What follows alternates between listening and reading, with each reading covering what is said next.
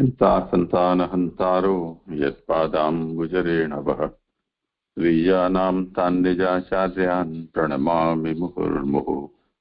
यदनुग्रहतो जन्तुः सर्वदुःखातिगो भवेत् तमहं सर्वदा वन्दे श्रीमद्वल्लभनन्दनम्।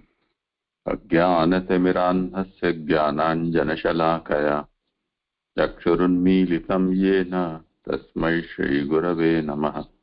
नमामि हृदये शेषे लीलाक्षीराब्धिशायिनम् लक्ष्मीसहस्रलीलाभिः सेव्यमानं कलानिधिम्। चतुर्भिश्च त्रिभिस्तथा षड्भिर्विराजते योऽसौ पंचधा हृदये मम। करो आरंभ जिम्नो वारो है।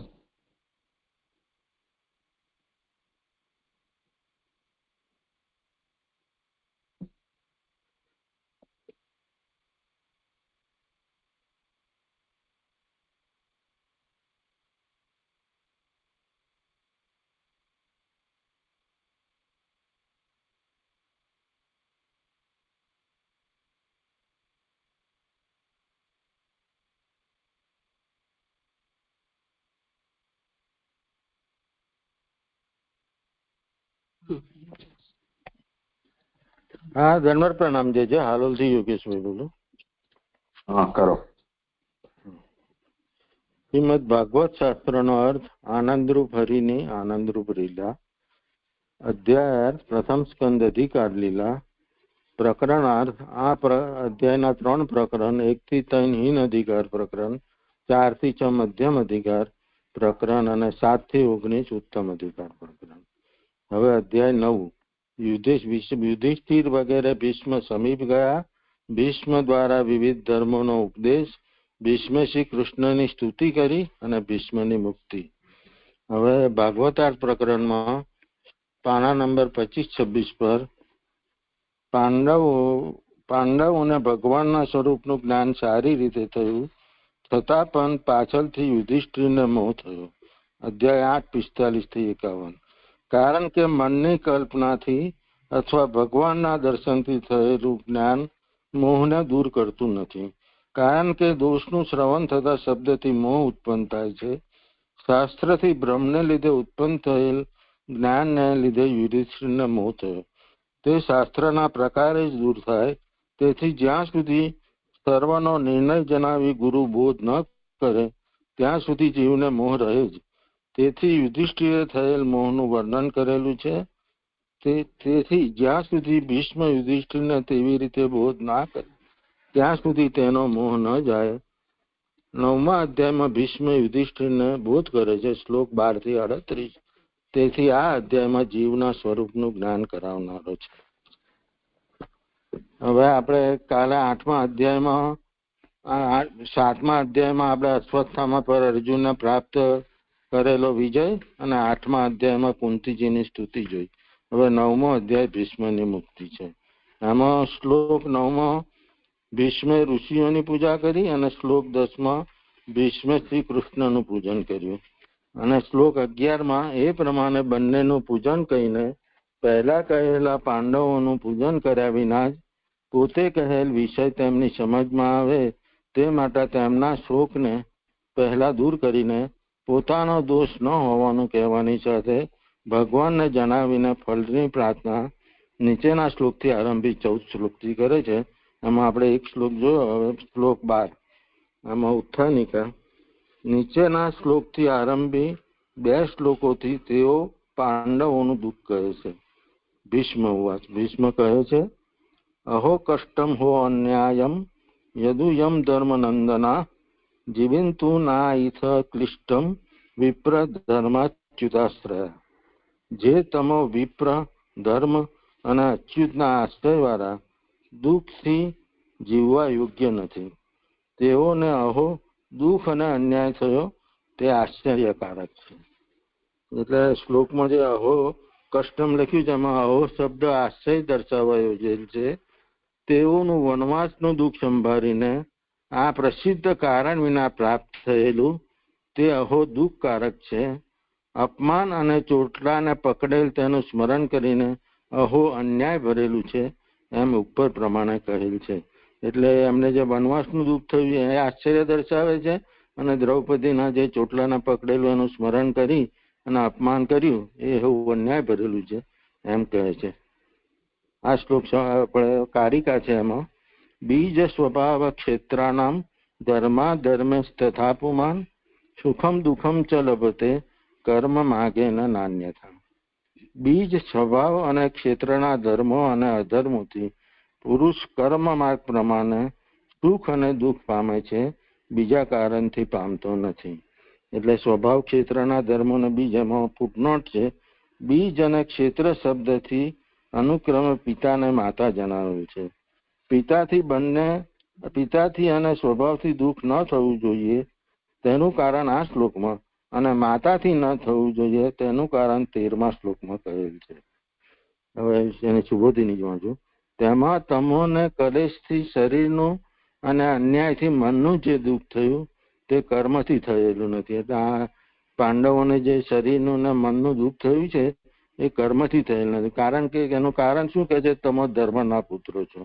જો કે યુધિષ્ઠિર જ ધર્મનો પુત્ર હતો, છતાં પણ તેને મુખ્ય રાખીને રહેલા, તેથી સર્વને તેવા ધર્મપુત્ર કહેલા છે. એટલે સૌથી મોટો યુધિષ્ઠિર હતો, એટલે યુધિષ્ઠિર જ મુખ્ય હતો, અને એના સાથે જ આ બધા હતા, એટલે એમને બધા એને ધર્મના પુત્ર કહ્યા છે. તેથી બીજનો દોષ ન હોવાથી દુઃખ થવું યોગ્ય ન હતું. વરી તમે વિપ્ર ધર્મના અચ્યુતના દર્શન વાળા છો. એટલે આ બીજનો દોષ એટલે પિતાનો દોષ નતો એ કીધું. હવે તમે કહે છે વિપ્ર ધર્મના અચ્યુતના આશ્રય વાળા છો. તમારામાં સ્વભાવનો દોષ નથી, કારણ કે સ્વભાવથી દુષ્ટ હોય તેઓ 3 પ્રકારે ધર્મનો આશ્રય કરતા નથી. એવો જ્ઞાન વાળા છે એટલે એમના સ્વભાવનો બી દોષ નથી, અને 3 પ્રકારે ધર્મનો આશ્રય કરતા નથી.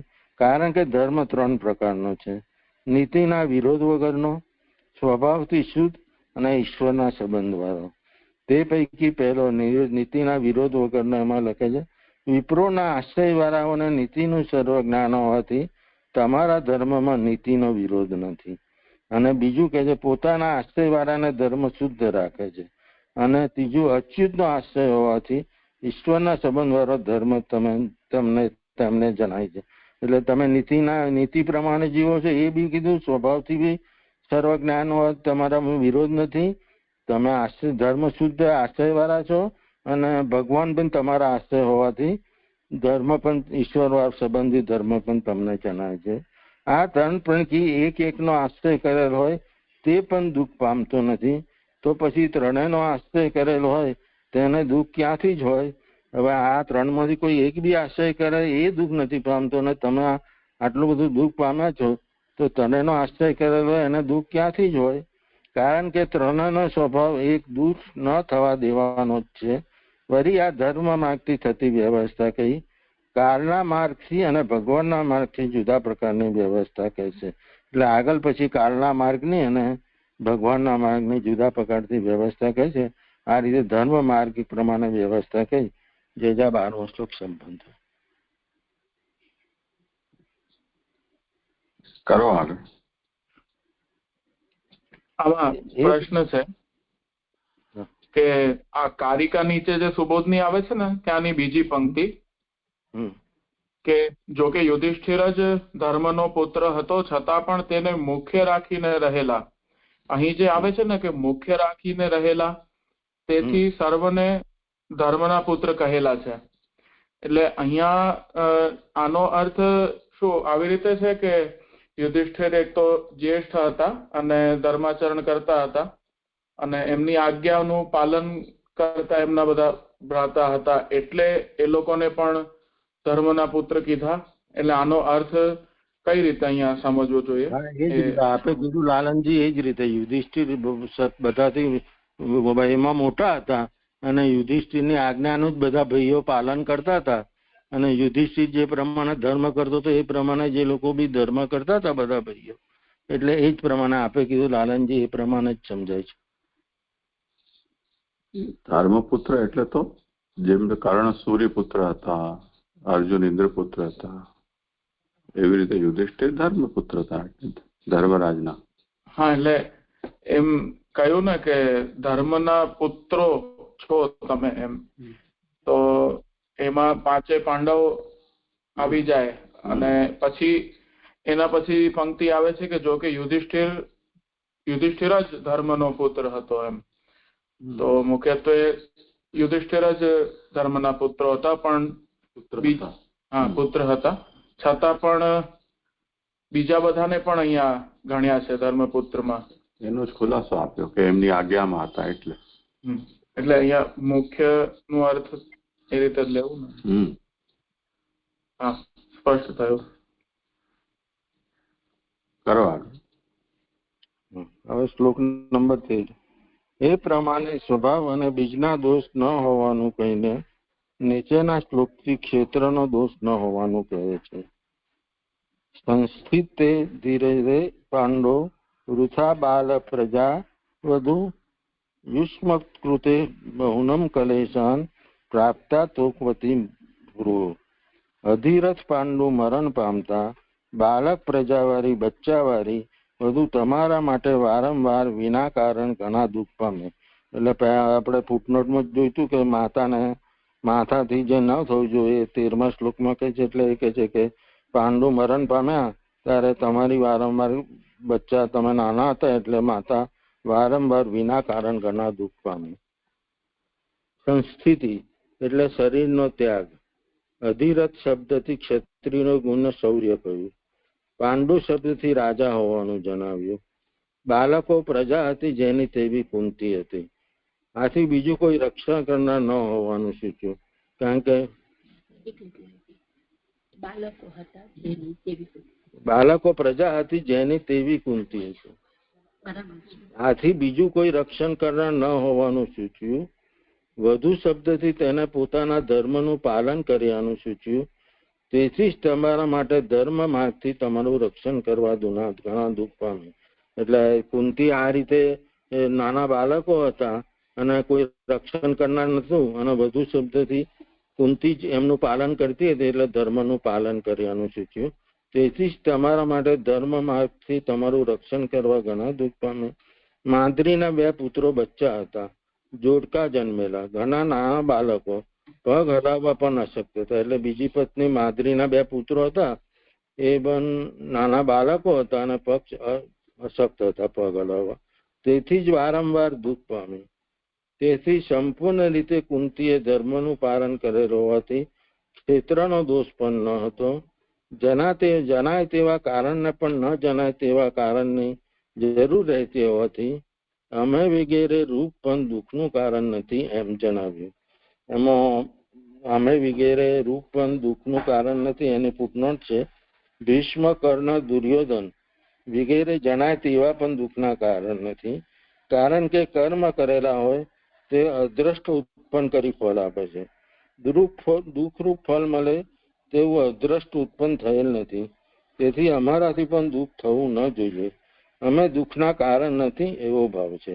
એટલે આ કહે છે કે કર્ણ, દુર્યોધન વગેરે બી દુઃખના કારણ નથી, કારણ કે કર્મ એ અદ્રષ્ટ કરીને ફળ આપે છે, અને કર્મનું ફળ અદ્રષ્ટ હોય છે એવું બી તમારે નથી થયું તમને. તો પછી તમને દુઃખરૂપ ફળ મળે તેવું અદ્રષ્ટ બી તમારું નથી, તો તમને દુઃખ ના થવું જોઈએ. એટલે અમે પણ દુઃખના કારણ નથી એમ કે છે. જે આ શ્લોક સંપન્ન થયો.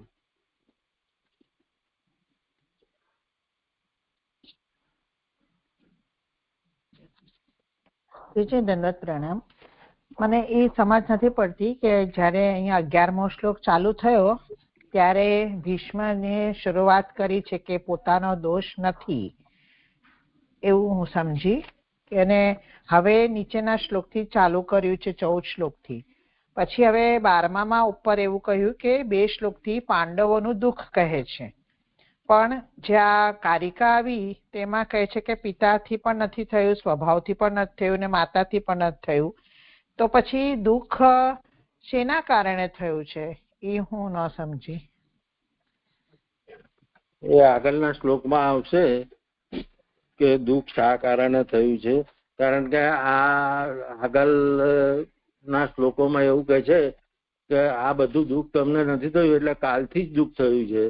અને પછી એનો બી ખુલાસો કરે છે કે ભગવાન કાલથી દુઃખ થયું તો ભગવાન તો કાલ તો ભગવાનના વર્ષ છે, તો ભગવાને કેમ દુઃખ કર્યું?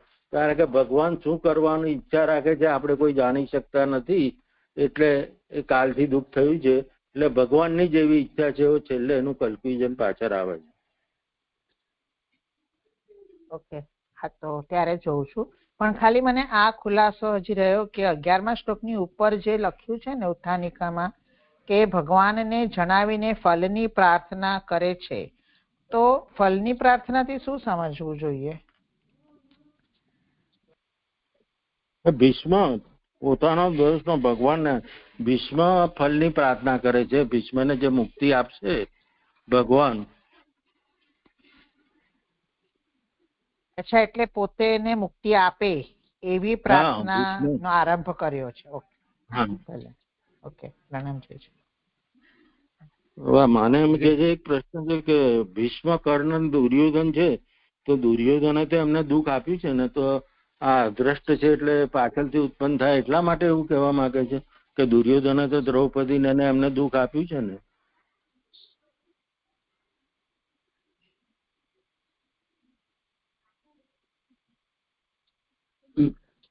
એટલે એક નિમિત્ત બન્યા છે ખાલી, એવી રીતે એ કહેવા માંગતા હોય ને એવું લાગે છે. બાકી બધું ભગવત અમે જે કહ્યું ને કે આગળ કહે છે કે ભગવત પ્રેરણે આ કાલથી થયું છે, તો કાલ અદૃષ્ટથી થયું છે તો એનો દોષ છે એમ.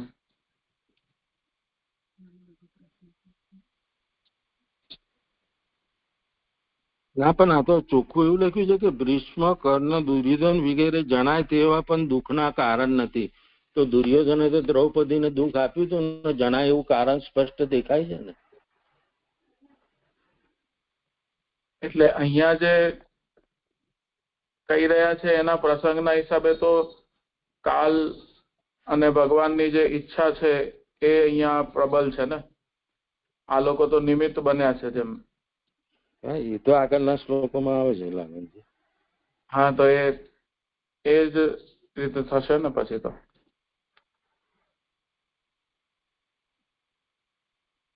અહીંયા જે ભીષ્મ એમ કહી રહ્યા છે ને કે જણાય એવા કારણને પણ ન જણાય તેવા કારણની જરૂર રહેતી હોવાથી, એટલે દ્રષ્ટ અને અદ્રષ્ટ. દ્રષ્ટ કારણ અદ્રષ્ટ સાપેક્ષ હોય છે, અને અદ્રષ્ટ ન હોય તે વખતે, એટલે અદ્રષ્ટ કારણ જો ન હોય તો પછી દ્રષ્ટરૂપ જે કારણ છે એ પણ દુઃખના હેતુ ન માનવા જોઈએ, એમ પોતાના બચાવમાં એ કહી રહ્યા છે.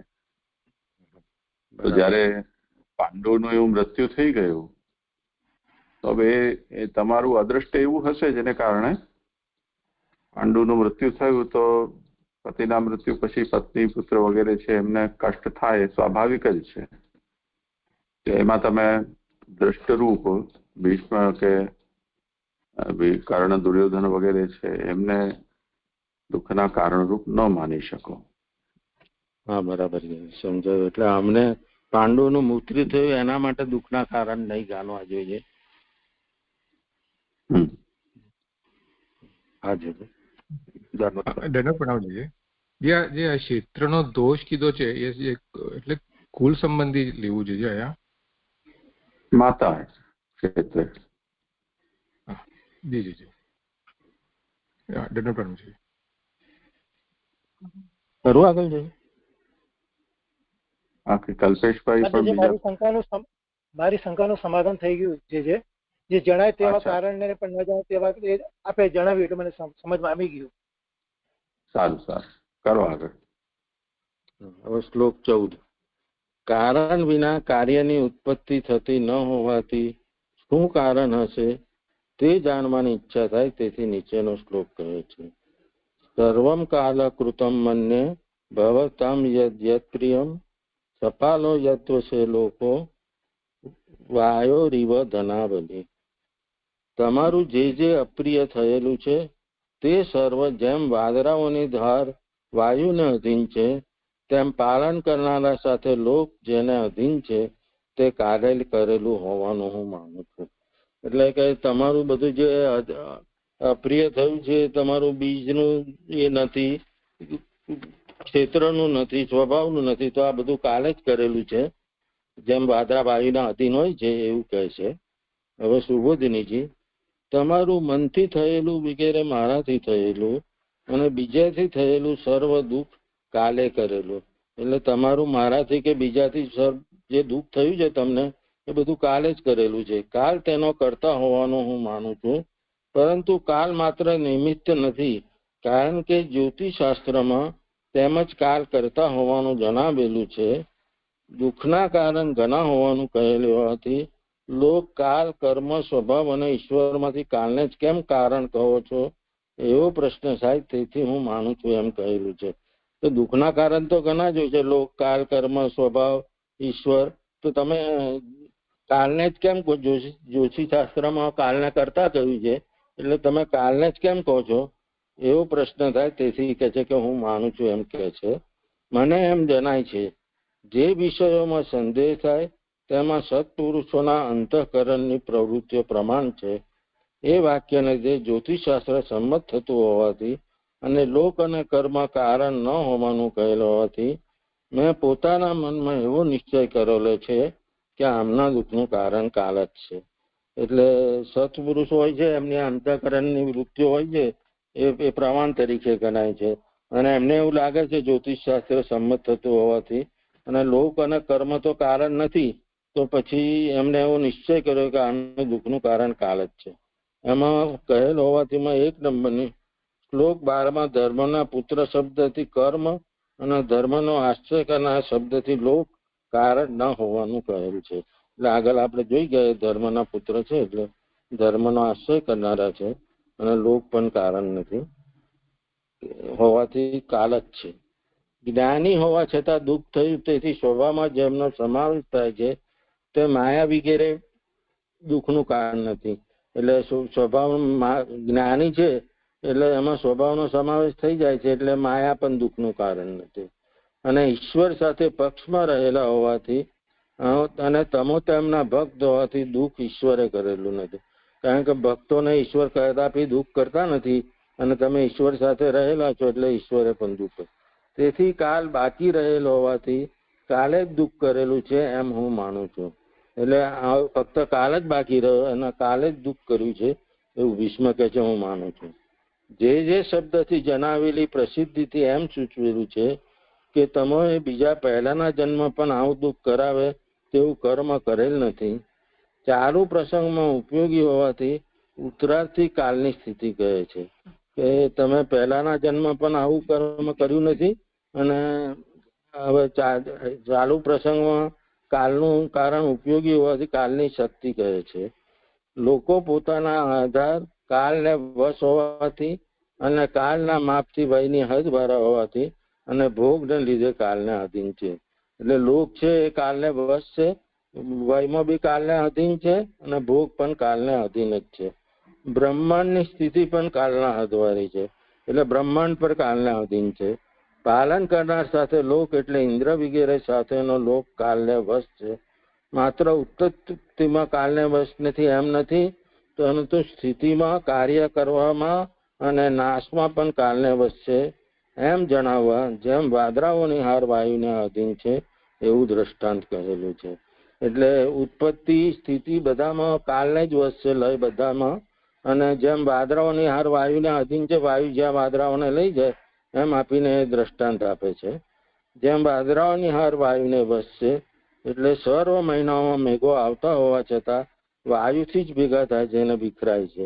એટલે વાદળાઓ સર્વ મહિનામાં મેઘો ભેગા થાય છે, પણ વાયુ જયારે એને વાયુથી જ ભેગા થાય છે અને વિખરાય છે. એ રીતે સમજાય છે. આ શ્લોક સંપન્ન થયો છે.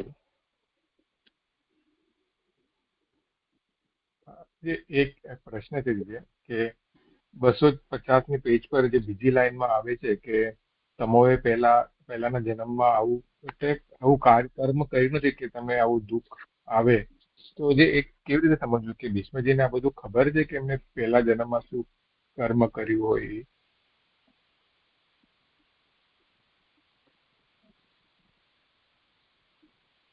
કરો સમાન.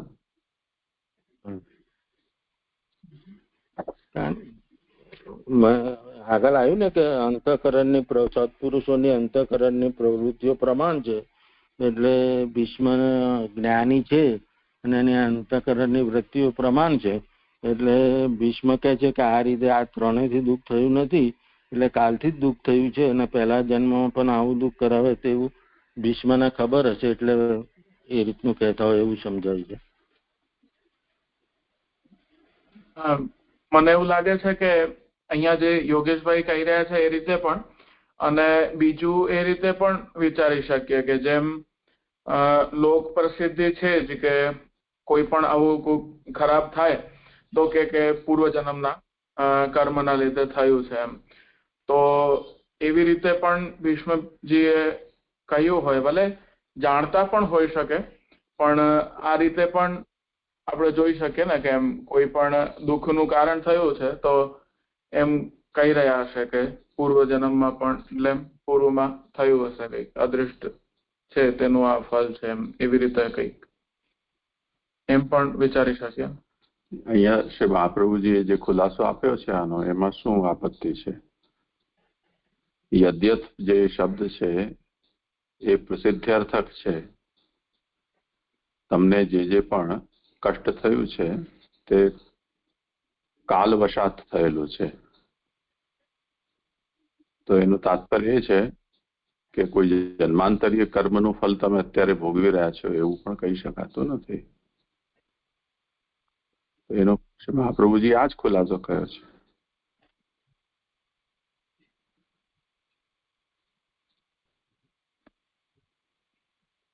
જી જી જી. હવે રહી વાત એ કે ભીષ્મને આ વાતની ખબર કેવી રીતે છે, એટલા પૂરતો જો આ પ્રશ્ન હોય તો એમણે આ વસ્તુને અહીંયા તર્ક વિતર્ક કરીને કયા કયા કારણોથી આવું થઈ શકે એમ છે અને તે કારણો શા માટે અમને લાગુ નથી પડતા એનું અહીંયા જ નિરાકરણ કરેલું છે.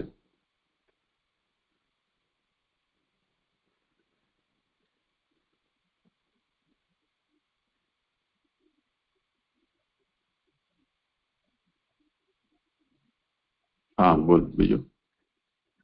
દંડવત પ્રણામ છે. જે અહીંયા જે દુઃખના કારણ ઘણા હોવાનું કીધું તો એમાં લોક કાલ કર્મ સ્વભાવ ને ઈશ્વર, તો જે ઈશ્વરને તો આપણે દુઃખના કારણ તરીકે કેવી રીતના ગણી શકાય?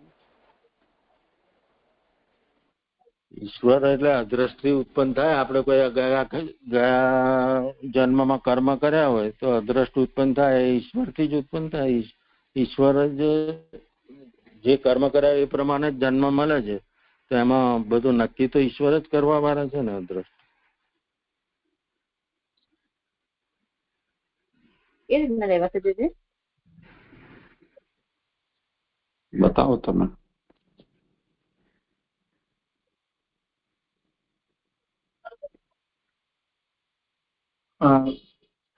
પૂર્વમાં કાલનો ક્યાંક સંદર્ભ ચાલતો હતો, મને એક્ઝેક્ટલી એનો પ્રસંગ યાદ નથી આવતો, પણ ત્યાં એવું હતું કે ક્યારેક ભગવાન પણ કાલને પોતાનું કાર્ય કરવા દેતા હોય છે અને એમાં પ્રભુ ક્યારે એમાં બાધા નથી આપતા, કેમ કે કાલ પણ પ્રભુનો સેવક જ છે.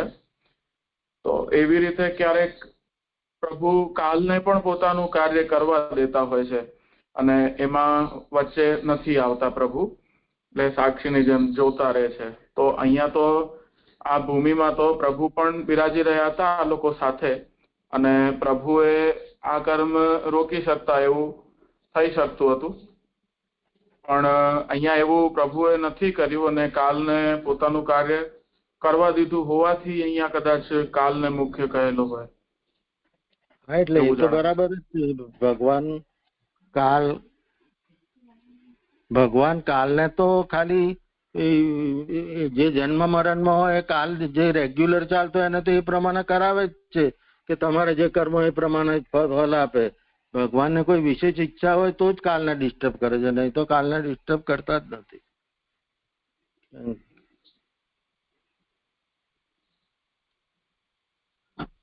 બીજું કઈ વિષય હોય તો. જી જી જી. હા જી જી ધન્યવાદ પ્રણામ.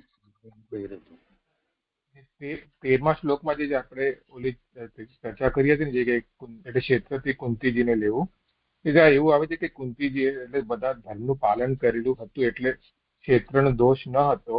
એ સમજ્યું હતું કે અગર કુંતીજીએ અગર ધર્મનું પાલન ન કર્યું હોત તો આજે જે આ બધું જે યુદ્ધ થયું અને વનવાસ આદિ જે અજ્ઞાતવાસ થયું એ કેવી રીતે જોવું જોઈએ કે અગર કુંતીજીએ અગર ધર્મનું પાલન ન કર્યું હોત તો પાંડવોને કેવી રીતે આ ભોગવવું પડેલી છે એ સમજવું હતું.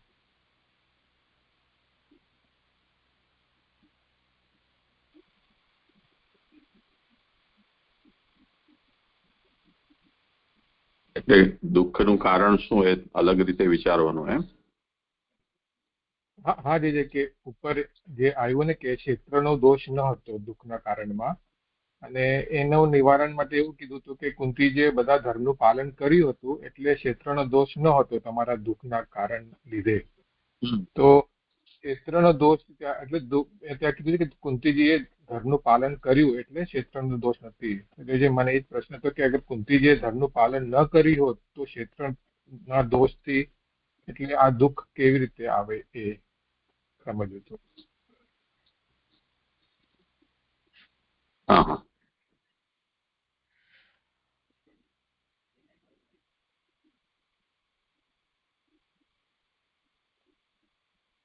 જેમ દિતિના પયોવ્રતના ઉદાહરણમાં એ વસ્તુ આવે છે ને કે એમને પુત્ર પ્રાપ્તિ માટે પ્રાર્થના કરી અને કશ્યપે એમને પયોવ્રત કરવા માટે કહ્યું, પરંતુ વ્રતના નિયમો છેલ્લી ઘડીએ પાડી ન શક્યા એટલે ઇન્દ્રે ગર્ભમાં પ્રવેશ કરી અને એના ગર્ભના ટુકડા કરી દીધા. આ એક ક્ષેત્રનો દોષ થયો એમ સમજો. બીજું સાચું ખોટું ભગવાન જાણે, પણ પ્રસિદ્ધ એવું છે કે ગાંધારીએ એકાદશીનું વ્રત, દ્વાદશીના વેદવાળી એકાદશીનું વ્રત કર્યું. એ પાપથી એના 100 પુત્રો છે એ મૃત્યુ પામ્યા. તો એ ક્ષેત્ર દોષ કહી શકાય. અથવા જેમ સત્કુલનો પુરુષ હોય પણ અસત્કુલથી કે અસત સ્વભાવવાળી કોઈ સ્ત્રી હોય તો એ સ્ત્રીને કારણે સંતાનને કષ્ટ ભોગવવું પડી શકે. એ દેખીતું કારણ.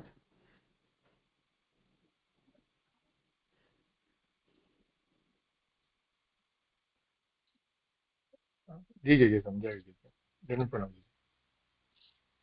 જે આ વિષયમાં એ પણ સમજી શકીએ ને કે આમાં એવું લખ્યું છે 13મા શ્લોકમાં કે ધર્મનું પાલન કર્યું હતું એટલે ક્ષેત્રનો દોષ ન હતો, પણ એ ભાગવતાર્થમાં જયારે આ શુદ્ધિના 6 વિભાગ આવેલા પેજ 21 પર ત્યાં કહ્યું હતું એમાં કે આ અશુદ્ધ ન હતી કારણ કે અહીંયા કુંતી ઉપર ભગવાનની ઘણી કૃપા હતી, એટલે સ્ત્રીના લીધે પણ આ નહોતું ક્ષેત્રના લીધે.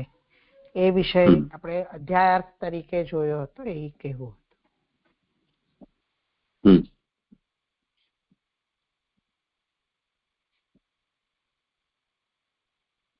ઠીક છે, કરો આગળ.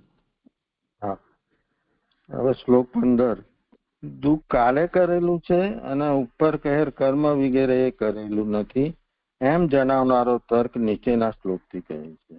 એટલે કાલે જ દુઃખ કર્યું છે, કર્મ વગેરે કરેલું નથી એમ તર્કથી એવો સિદ્ધ કરે છે.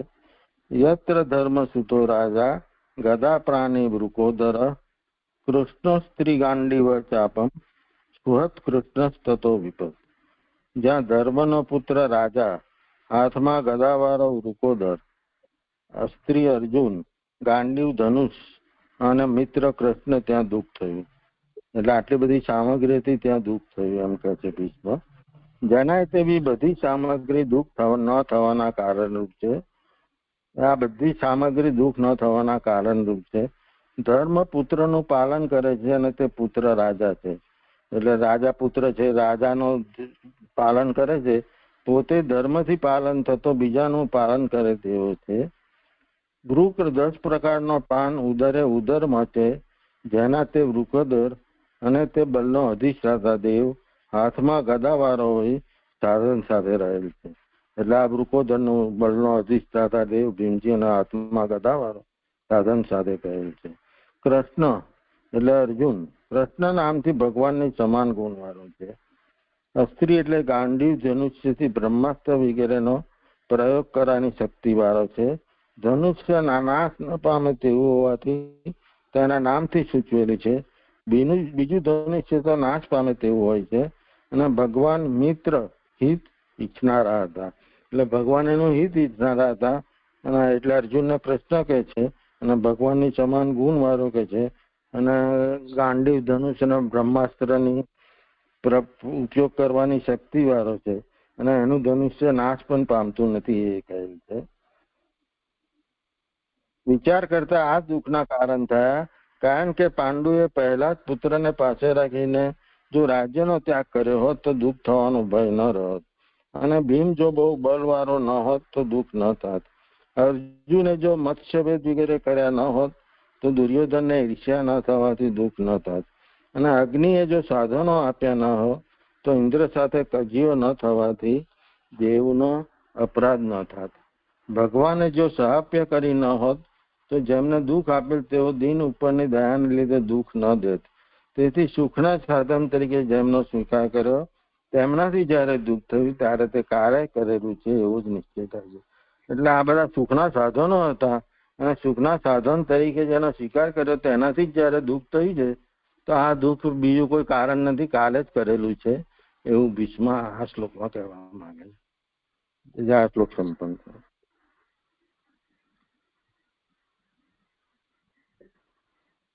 જી જી જી જી જી આયાજી આવે છે ને કે અગ્નિએ જો સાધનો આપ્યા ન હોત તો ઇન્દ્ર સાથે કજ્યો ન થવાથી દેવોનો અપરાધ ન થાત. જે એ શું એને સમજાણું.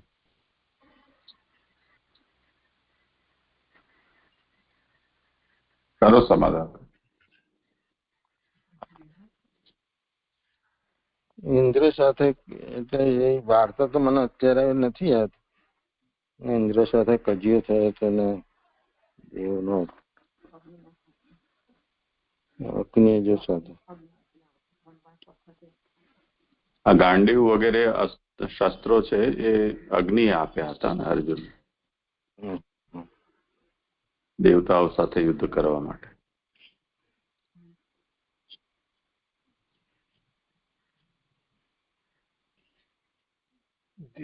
જી જી જી પણ એટલે આ દુઃખનું નિમિત્ત કેમ થયું એ નહીં સમજાણું કે આ પછી યુદ્ધ માટેનું નિમિત્ત યા દુઃખ માટે નિમિત્ત કેવી રીતે થયું છે.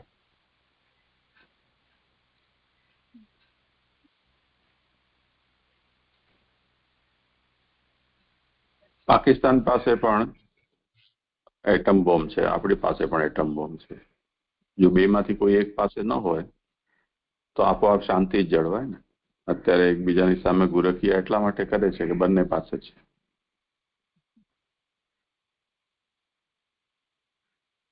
જી જી તુલ્ય બલયોર વિરોધ.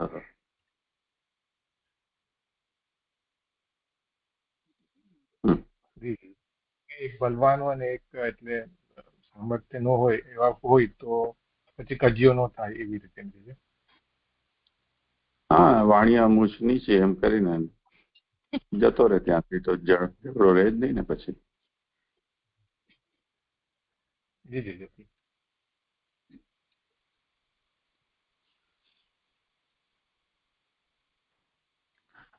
જી આ ફક્ત તર્ક જ છે ભીષ્મનો કે આ સાચે કાલે કરેલું છે એવું સમજવું જોઈએ?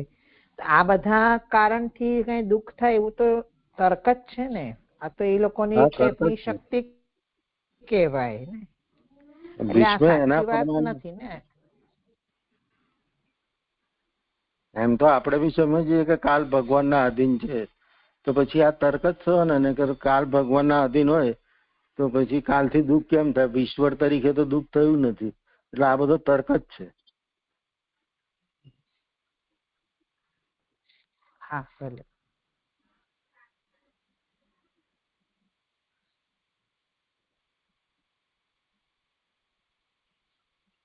આગળ જેમનો વારો હોય તે કરો.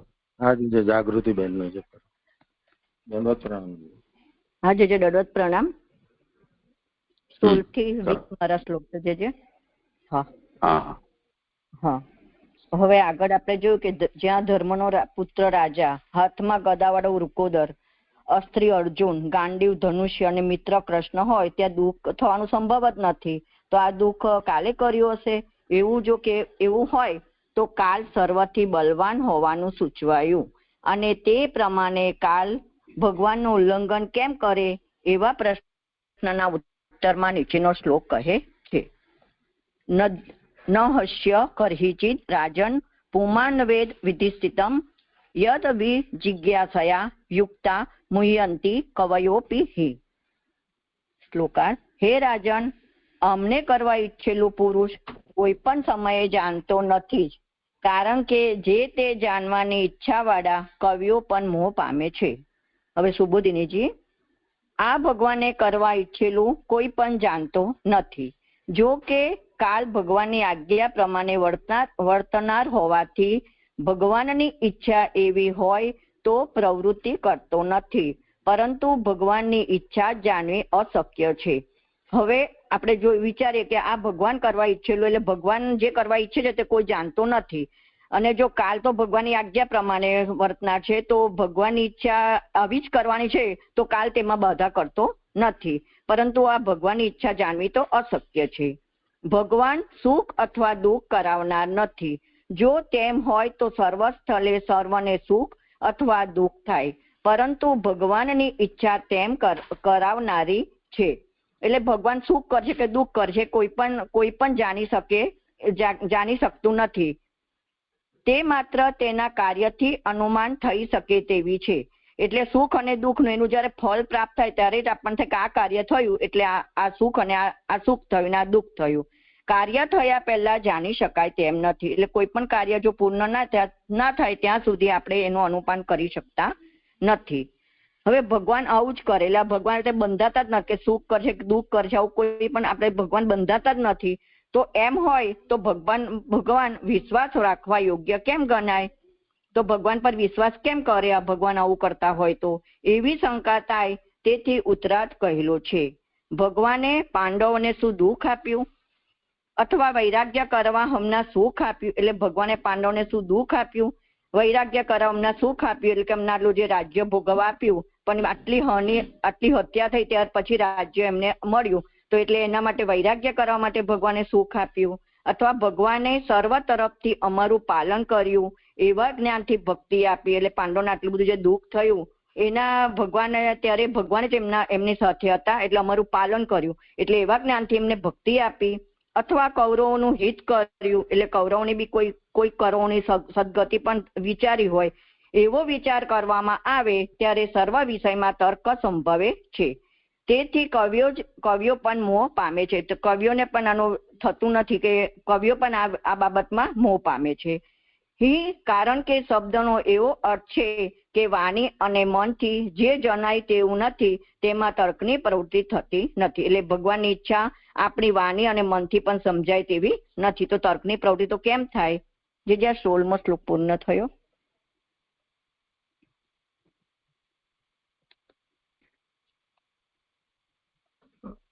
આમાં એક વાત મને સમજાતી નથી કે જેમ અહીંયા યુધિષ્ઠિરજીને જે ચિંતા એટલે જે ઉદ્વેગ છે થઈ રહ્યો છે મનમાં, દુઃખ કે મેં આમને આટલા બધાની હત્યા કરી અને એ થયું, તો જેમ વિધવા થયેલી સ્ત્રીઓ છે તો એ લોકો દુઃખી છે, તો એવી રીતે એમને જે મનમાં જે ઉદ્વેગ થાય છે, અને એના પછી જે 15મા શ્લોકમાં જે કહ્યું ને કે હાથમાં ગદા વાળા જે વૃકોદર, પછી અસ્ત્રી અર્જુન અસ્ત્રો વાળા એમ, અને ગાંડીવ ધનુષ્ય, અને મિત્ર શ્રી કૃષ્ણ. તો કૃષ્ણ તો સમજાય છે, પણ અહીંયા જે ગાંડીવ ધનુષ અસ્ત્રો બધા, પછી હાથમાં ગદા વાળા, તો એવા બધા જે આપ્યા છે સંબોધન, એનાથી તો એવું જ થાય છે ને કે દુઃખ તો થાય જ ને આ વસ્તુઓથી. તો આનાથી દુઃખ કેમ ન થાય એમ? એટલે જેમ કોઈ આપણે મારવા આવે છે તો આપણે એને બચાવવા માટે ઉપયોગ કર્યો કે એને હણ્યો એનાથી, તો આપણે તો ભલે સુખ જ થાય છે, પણ બીજાને માર્યો છે એનાથી તો દુઃખ જ થાય છે. અને અહીંયા યુધિષ્ઠિરજીને મૂળ ઉદ્વેગ થવાનું કારણ જ એ છે કે જે બીજાને આટલું થયું છે એના કારણે દુઃખ થાય છે. તો અહીંયા આ તર્ક અહીંયા આપી રહ્યા છે જરા સમજાતું નથી એમ. કાલથી કે કૃષ્ણ ખાલી કીધું હોય એટલું પણ કહ્યું હોય તો પણ એમ સમજાય છે કે ભગવાન હોય ત્યાં દુઃખ ન હોય. પણ આ ભીષ્મ કહે છે ને કે પાંડવોને આટલું દુઃખ થયું એમ, એટલે આ દુઃખનું વર્ણન જ કરવામાં આવે છે ભીષ્મને. ભીષ્મ કહે છે કે આ પાંડવોને આ બધું દુઃખ થયું છે, એટલે તો એમની ભીષ્મ બી ખરે પાંડવ યુધિષ્ઠિર ને બધા જાય છે ને ભગવાન ત્યાં જ્યાં ભીષ્મ પડ્યા હતા ત્યાં, તો દુઃખ થયું હતું. એટલે ધર્મનો ઉપદેશ આપવા માટે ભીષ્મ ધર્મનો ઉપદેશ આપે છે ને કે તમને આ દુઃખ થવાનું કારણ ભગવાનની ઈચ્છા જ છે.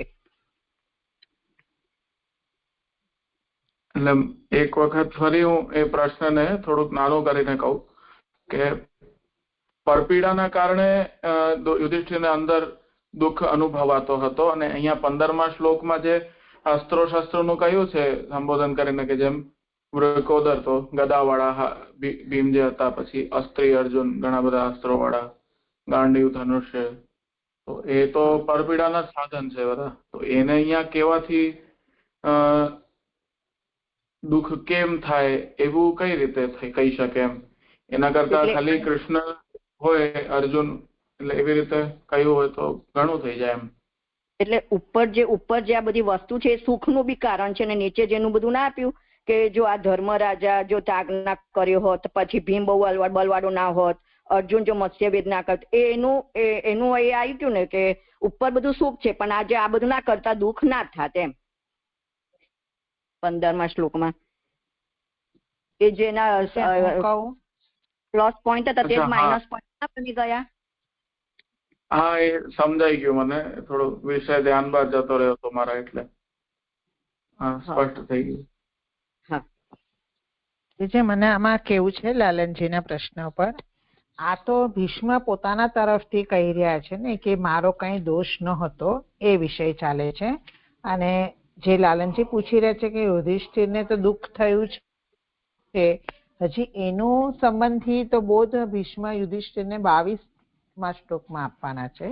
અત્યારે પોતાનો કોઈ દોષ નતો એ વિષયમાં આ વિષય ચાલી રહ્યો છે એવું હું સમજુ.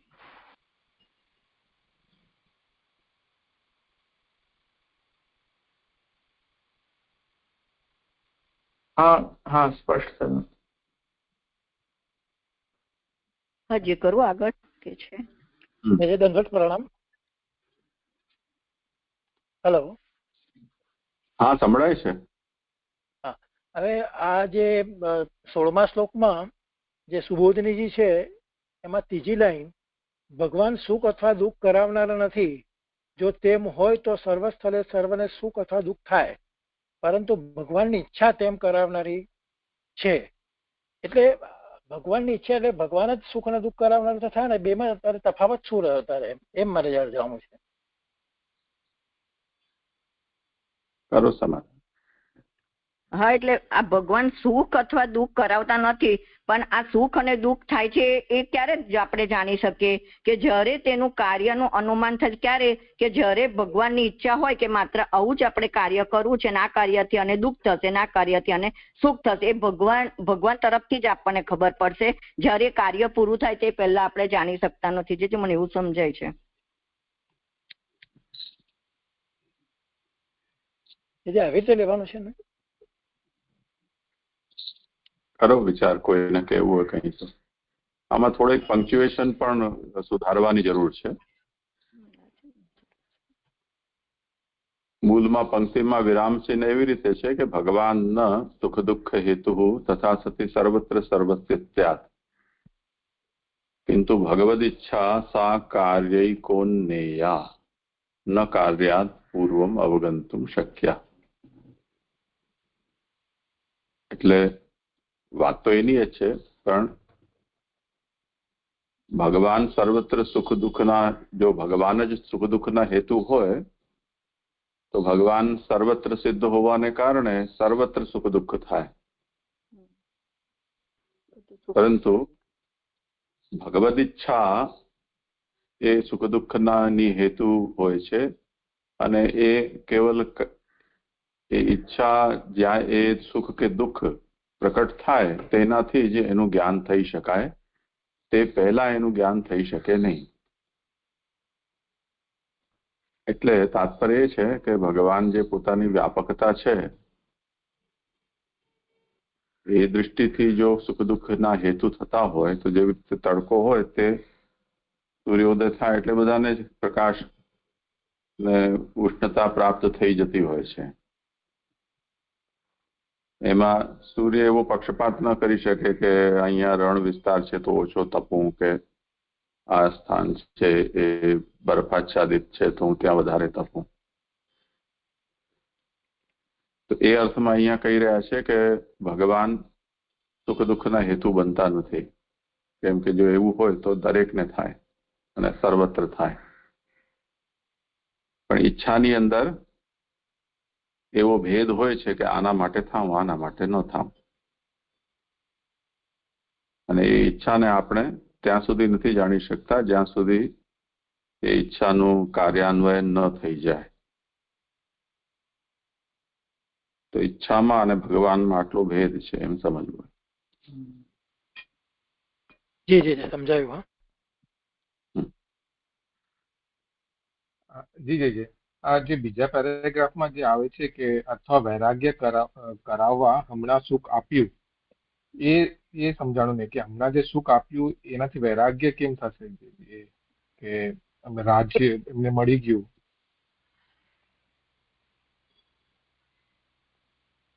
પણ આ રાજ્ય મળ્યું તો એમાં પણ કેટલી બધી એની હાનિ થઈ, કેટલા એ થયા. એટલે આ લોકોને એમ કે આવું રાજ્ય શું કામનું કે આટલી બધી હાનિ થઈ પછી મને મળ્યું, એટલે એમાં વૈરાગ્ય ઉત્પન્ન થાય ને, જે મને એવું સમજાય છે. ના, એ આમાં પણ પંક્ચ્યુએશનમાં ગડબડી છે. ભગવાન પાંડવેભ્ય કિમ દુઃખ દત્તવાન નિવેદાર્થમ વા સુખમ દત્તવાન.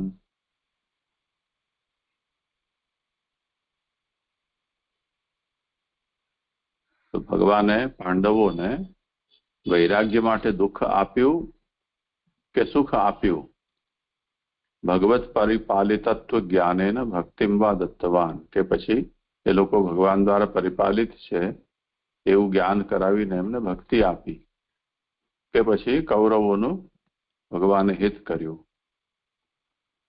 આ આખો વિચાર અહીંયા સુધી છે. જી જી જી થયું જી જી. અને જે આમાં જે કૌરવોનું હિત કર્યું, એટલે આમાં એટલું તમે સુધારી દો, ભગવાને પાંડવોને શું દુઃખ આપ્યું? વૈરાગ્ય કરાવવા, અથવા ને એના પાછળ કરાવવા પાછળ લઈ જાઓ.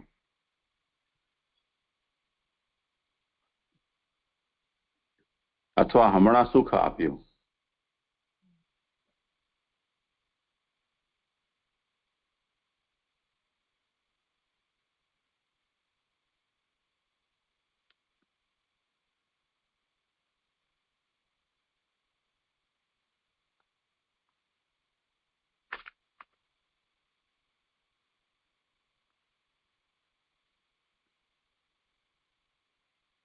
હા, જે કરવું આગળ.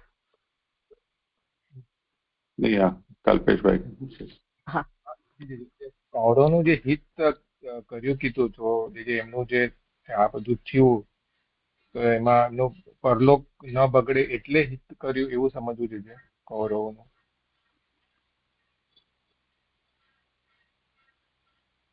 એટલે મારીને એમનું હિત કર્યું એમ, એમની સદગતિ કરાવી યુદ્ધમાં. કેવી રીતે વિચારવું આ વિષયને?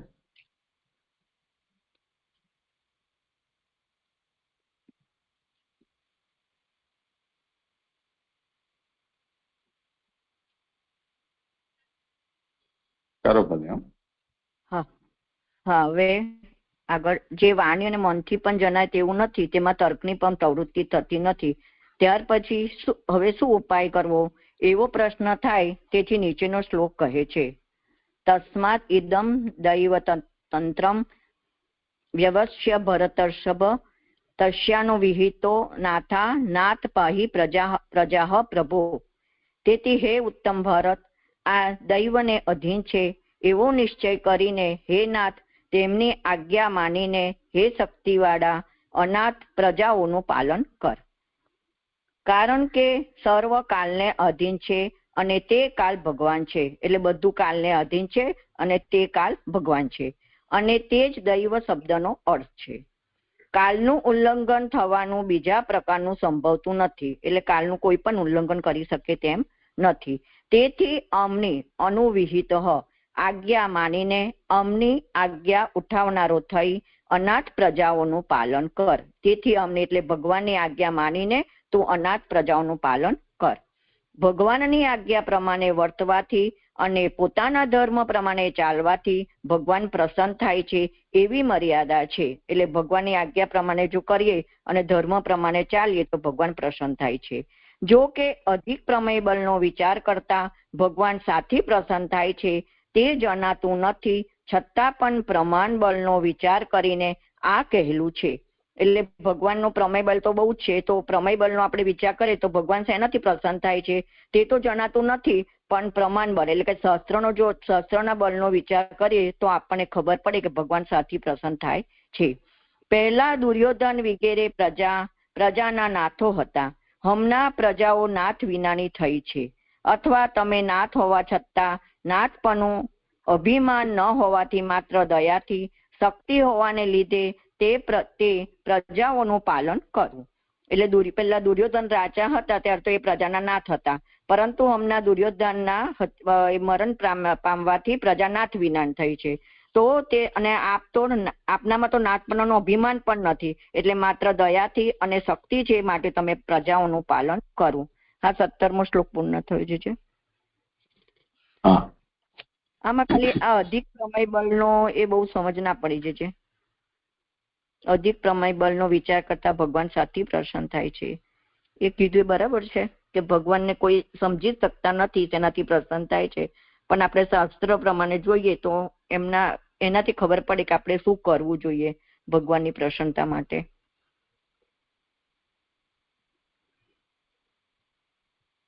જે ના સમજ એ બરાબર છે કે બીજું કઈ? હા, જોઈએ કોઈને કઈ કહેવું હોય તો આ વિષયમાં.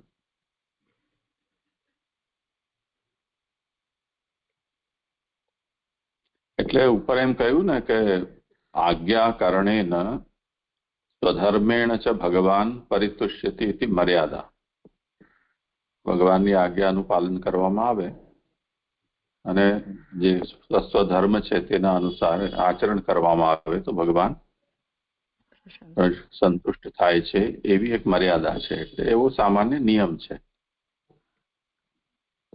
यद्यपि विशेषतः प्रमेय बल विचारेण भगवान केन तुष्यति इति न ज्ञायते तथापि प्रमाण बल विचारेण एतदुक्तम. એટલે આજે કહેવામાં આવ્યું છે એ તો પ્રમાણ બલના વિચારથી, કેમ કે શાસ્ત્રમાં એવી રીતે કહ્યું છે કે ભગવાન જેનાથી પ્રસન્ન થાય જો તમે ધર્માચરણ કરો તો. પણ ખરેખર ભગવાનની પ્રસન્નતા તેમાં છે ધર્માચરણથી કે આજ્ઞાનું પાલન કરવાથી છે જ. એ તો સૂક્ષ્મ વિચાર કરવા જાવ તો એના ઘણા બધા અપવાદ મળશે જ. જેમ ભગવાને બ્રજભક્તોને વેણુનાદ કરીને બોલાવ્યા અને પછી કહ્યું કે હવે જતા રહો, તો આજ્ઞા તો જવાની આપી પણ ન ગયા એટલે ઉલ્લંઘન કર્યું તો ભગવાન વધારે પ્રસન્ન થયા. જો ચાલ્યા ગયા હોત તો અપ્રસન્ન થાત. તે જ રીતે અશ્વત્થામાના પ્રસંગમાં પણ ભગવાને જે વિવિધ આજ્ઞાઓ આપી એમાં પણ આનો નિશ્ચય થઈ શકતો નથી કે શું કઈ આજ્ઞાનું કેવી રીતે પાલન કરવાથી પ્રભુ પ્રસન્ન થશે કે નહીં થાય.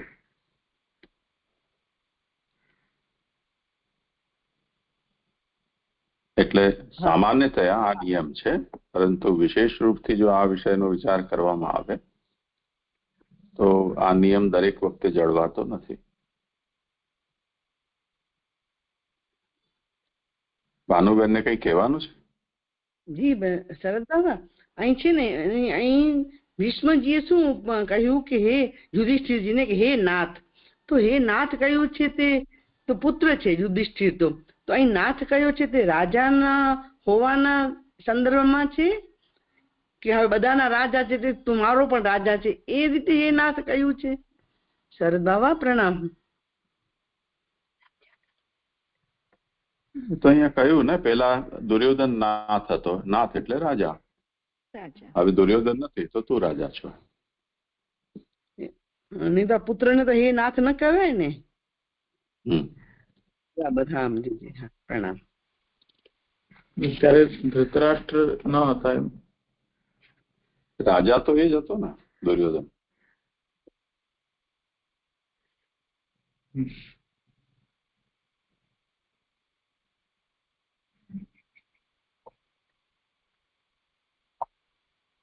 કરો ભલે આગળ. હાજી. 18મા શ્લોકની ઉત્થાનિકા.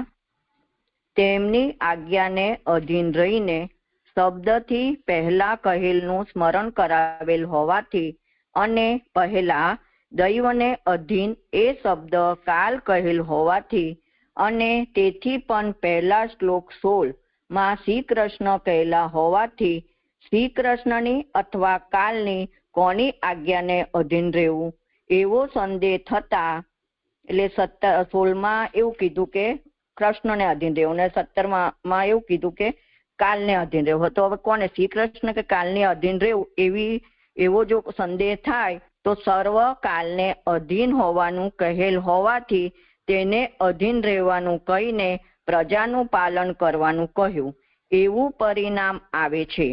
વળી આમનું કરવા ઈચ્છેલું કોઈ જાણતું નથી. શ્લોક 16માં વાક્યમાં પહેલા શ્રી કૃષ્ણ કહેલા હોવાથી તે કાલને અધીન હોવાનું શ્લોક 17માં જણાવ્યું. તેથી શ્રી કૃષ્ણ કાલને અધીન નથી એમ કહેવા તેમના ઈચ્છેલા સંબંધી સંદેહ જણાવ્યો. હવે 16મા શ્લોકમાં કીધું કે આમનું કરવા ઈચ્છેલું કોઈ જાણતું નથી, એટલે ભગવાનનું કરેલું કોઈ ઈચ્છેલું કોઈ જાણતું નથી. એમાં શ્રી કૃષ્ણ, અને 17માં કાલનું કીધું. પણ કાલ એ કોણ છે? તો ભગવાન જ છે. ભગવાન જ કાલ રૂપે થયા છે. એટલે તેમના ઈચ્છેલા સંબંધી સંદેશ જણાવ્યો.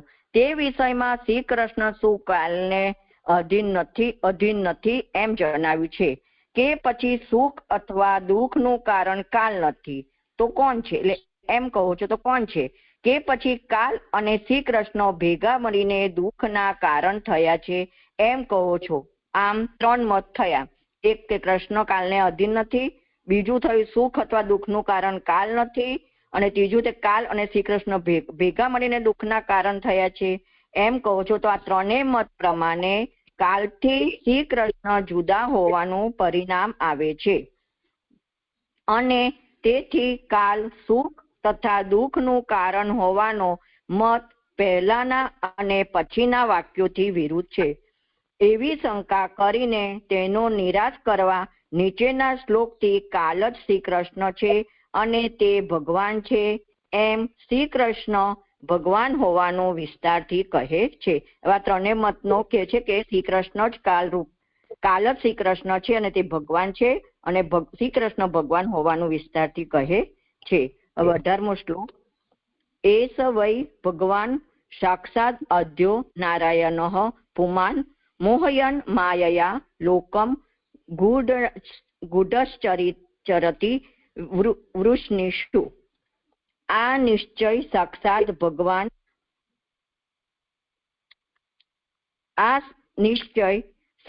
ભગવાન અદ્ય નારાયણ પુરુષ છે. લોકને માયાથી મોહ કરતા વૃષ્ણિઓમાં છુપા રહીને ફરે છે. હવે શ્લોકાર્થ. આ શ્રી કૃષ્ણ કાલરૂપ છે. વય એટલે નિશ્ચય, કલ્પિત એક્ય વિનાના અને ધ્યાનના સાધનથી સાક્ષાત ભગવાન જણાય છે. એટલે શ્રી કૃષ્ણ જ કાલ રૂપે છે, અને વય એટલે કે નિશ્ચય છે અને કે કલ્પિત નથી, અને તે ધ્યાનના સાધન કરવાથી સાક્ષાત ભગવાન જણાય છે. કાલરૂપ શ્રી કૃષ્ણ ભગવાન હોવાથી શું એવો પ્રશ્ન થાય. તેથી અદ્ય નારાયણ પુરુષ એમ કહેલું છે. અદ્ય એટલે પહેલા એ નારાયણ પુરુષ હતા છે એમ કહ્યું છે. જે અદ્ય પુરુષોત્તમ છે તે જ બ્રહ્માંડ દેહવાળા નારાયણ, તે પોતાની મેળે પ્રકાશતા પુરુષ છું. તે જ અદ્ય પુરુષોત્તમ છે, તે જ બ્રહ્માંડ દેહ નારાયણ છે, અને તે જ પુરુષ છે. આથી એમ જણાવેલ છે કે કાલ શ્રી કૃષ્ણ છે, શ્રી કૃષ્ણ ભગવાન છે, ભગવાન પુરુષોત્તમ છે, પુરુષોત્તમ નારાયણ છે, અને નારાયણ પોતાની મેળે પ્રકાશતા પુરુષ છે. તે પોતાના શરીરે ભર જણાતા તે દૂર કરવા આવી યાદોમાં પ્રવેશ કરી રહેલા છે. એટલે તે પોતાના શરીર પૃથ્વી પર ભર વધતા, એટલે કે બ્રહ્માંડ દેહવાળા પર ભર વધ્યો, એટલે ભર વધવાથી તે પ્રભુ પ્રગટ થયા યાદવોમાં પ્રવેશ કર્યા. યાદવોમાં તેમને પ્રવેશ કર્યો. જે પ્રકારે પોતાને કોઈ પણ ન જાણે તેવી રીતે, એટલે ભગવાન છુપાઈને પ્રવેશ કરે છે. માયા મનુષ્યની ચેષ્ટાઓથી લોકને ઘણો મોહ કરતા ભગવાન પણ સંપૂર્ણ પ્રકારે છુપાવીને સર્વનું ભક્ષણ કરવા ફરે છે, એવો અર્થ છે. એટલે ભગવાન કઈ રીતે બધા તો મનુષ્યનો રૂપ લઈને લોકોને મોહ કરતા ભગવાન સર્વ પ્રકારે છુપાવીને અને જે સર્વનું ભક્ષણ કરવા એટલે કે દૈત્યનું ભક્ષણ કરવા માટે ફરે છે, એવો અર્થ છે. આ 18મો શ્લોક પૂરો. જે કલ્પિત ઐક્ય વિના, એ સહેજ ના સમજ પડી. ઐક્ય વિના એટલે આ શ્રી કૃષ્ણ કાળરૂપ છે, વય એટલે નિશ્ચય એટલે પ્રભુ જ છે, પણ કલ્પિત ઐક્ય વિના, કલ્પિત એટલે કલ્પેલા નથી, પણ ઐક્ય વિના એટલે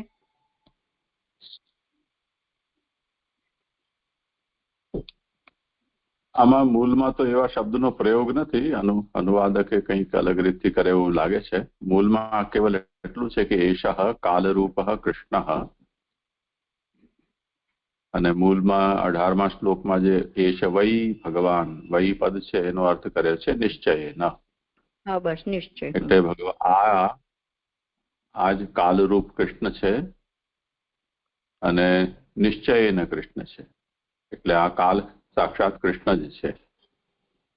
પછી કહે છે કે ઉપચારા ભાવેન જ્ઞાન દ્વારા ભાવેન ચ સાક્ષાત ભગવાન.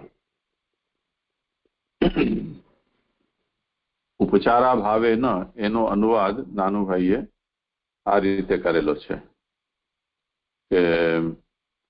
કે કલ્પિત ઐક્ય વિના, અને જ્ઞાના ભાવે એનો પાઠ એમણે ધ્યાન, જ્ઞાન દ્વારાની જગ્યાએ એમણે ધ્યાન દ્વારા એવું લીધેલું છે. એ પણ પાઠભેદ છે, એમાં તો વાંધો નથી, બંને પાઠ સ્વીકાર્ય છે.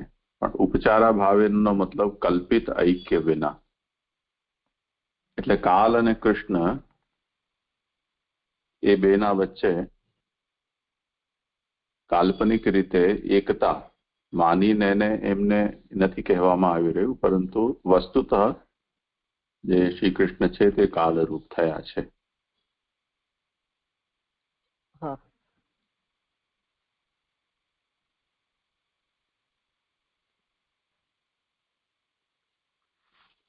બીજા કોઈને કઈ હોય તો.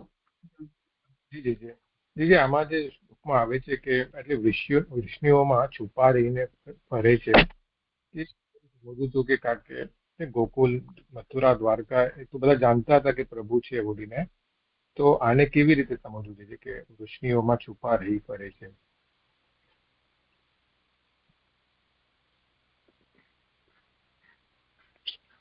હા, કરો સમાધાન. એટલે ભગવાન તો બધાને તો નથી જ જણાતા ને. વૃષ્ણ એટલે યાદવમાં જે છુપા રહીને છે, પણ એમને યાદવમાં જ ખબર નથી કે ભગવાન છે કે આ ભગવાન છે, એવું તો માનતા જ નથી ને.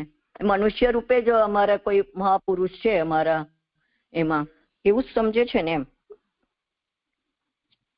નહીં તો યાદવમાં આવી રીતે સંહાર જ ના થાય સામસામે.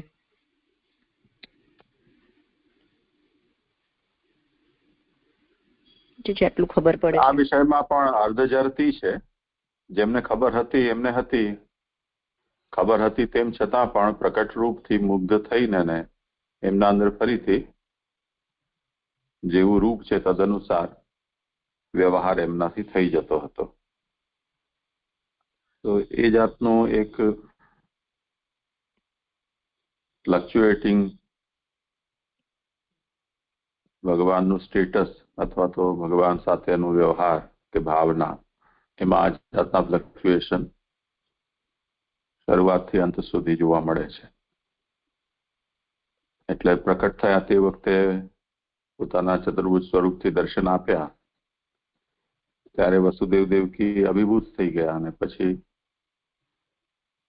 બાલક રૂપ લઈ લીધું તો ડરવા લાગ્યા કે હવે કંસ આવશે તો ખબર પડી જશે. તો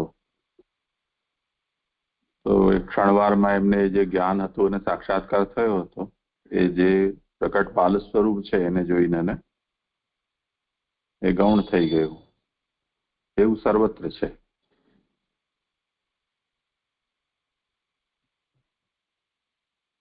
જી જી જી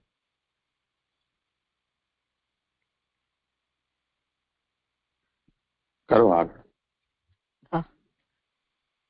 આ શ્રી કૃષ્ણ એવા કેવી રીતે હોય અને કોઈ પણ કેમ તેમને જાણે નહીં એવી શંકા થાય. તેથી નીચેનો શ્લોક કહે છે, અસ્યાનુભાવમ ભગવાન વેદ ગુહ્યતમ શિવઃ દેવર્ષિ નારદ સાક્ષાત ભગવાન કપિલો નૃપ. હે નૃપ, આમનો સર્વથી છુપો રાખવા યોગ્ય પ્રભાવ ભગવાન શિવ, દેવર્ષિ નારદ અને સાક્ષાત ભગવાન કપિલ જાણે છે. આ એવા જ છે. એમનો સર્વનો સંહાર કરવા રૂપ સર્વથી છુપો રાખવા યોગ્ય પ્રભાવ એવો છે તેને શિવ જ જાણે છે.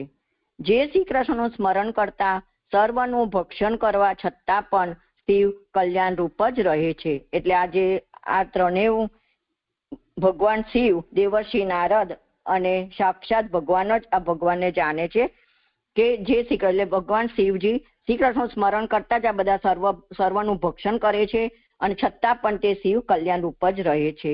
તેવી રીતે દેવર્ષિ નારદ સર્વ સ્થળે પ્રવેશ કરીને સર્વને મારતા સર્વને હિત કરનાર તરીકે જણાય છે. એટલે સર્વને મારતા એટલે કંસને કહ્યું કે ગમે ત્યાંથી તમે ગણશો તો 8 જ ગણાશે. એવી રીતે આવી રીતે સર્વને મારતા અને સર્વનું હિત કરનાર એટલે કે જેવી રીતે પ્રહલાદજીને, ધ્રુવજીને જેવી રીતે એમનું હિત કર્યું તેવી જ રીતે સાક્ષાત કપિલ, ભગવાન કપિલ જે પ્રકૃતિ જ કારણ હોવાનું કહીને પુરુષ કારણ નથી એમ જણાવી સર્વના કારણ રૂપ રહી પુરુષ ભગવાન સર્વનું કારણ નથી એવો બોધ કરે છે. એટલે ભગવાન કપિલ પ્રકૃતિને જ કારણ ગણે છે, પુરુષને કારણ ગણતા નથી.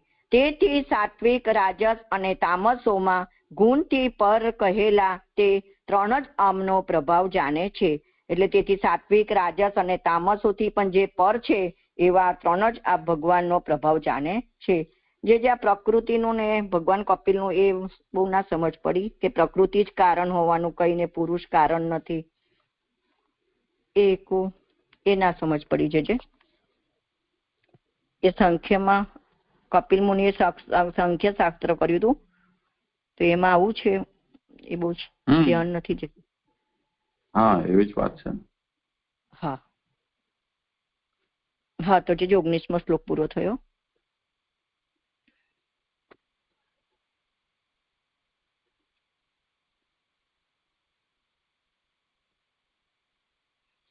કરો ભલે આગળ. હા, આ છેલ્લો શ્લોક છે 20મો. બીજાઓ તો ઘણા પ્રકારે શ્રવણ કરેલ હોવા છતાં પણ તમારી પેઠે જાણતા નથી એમ નીચેના શ્લોકથી કહે છે. યમ મન્યસે માતુલેયમ પ્રિયમ મિત્રમ સુરતમ તમમ અકરો સચિવમ દૂતમ સો રદાદ રથ સારથિમ.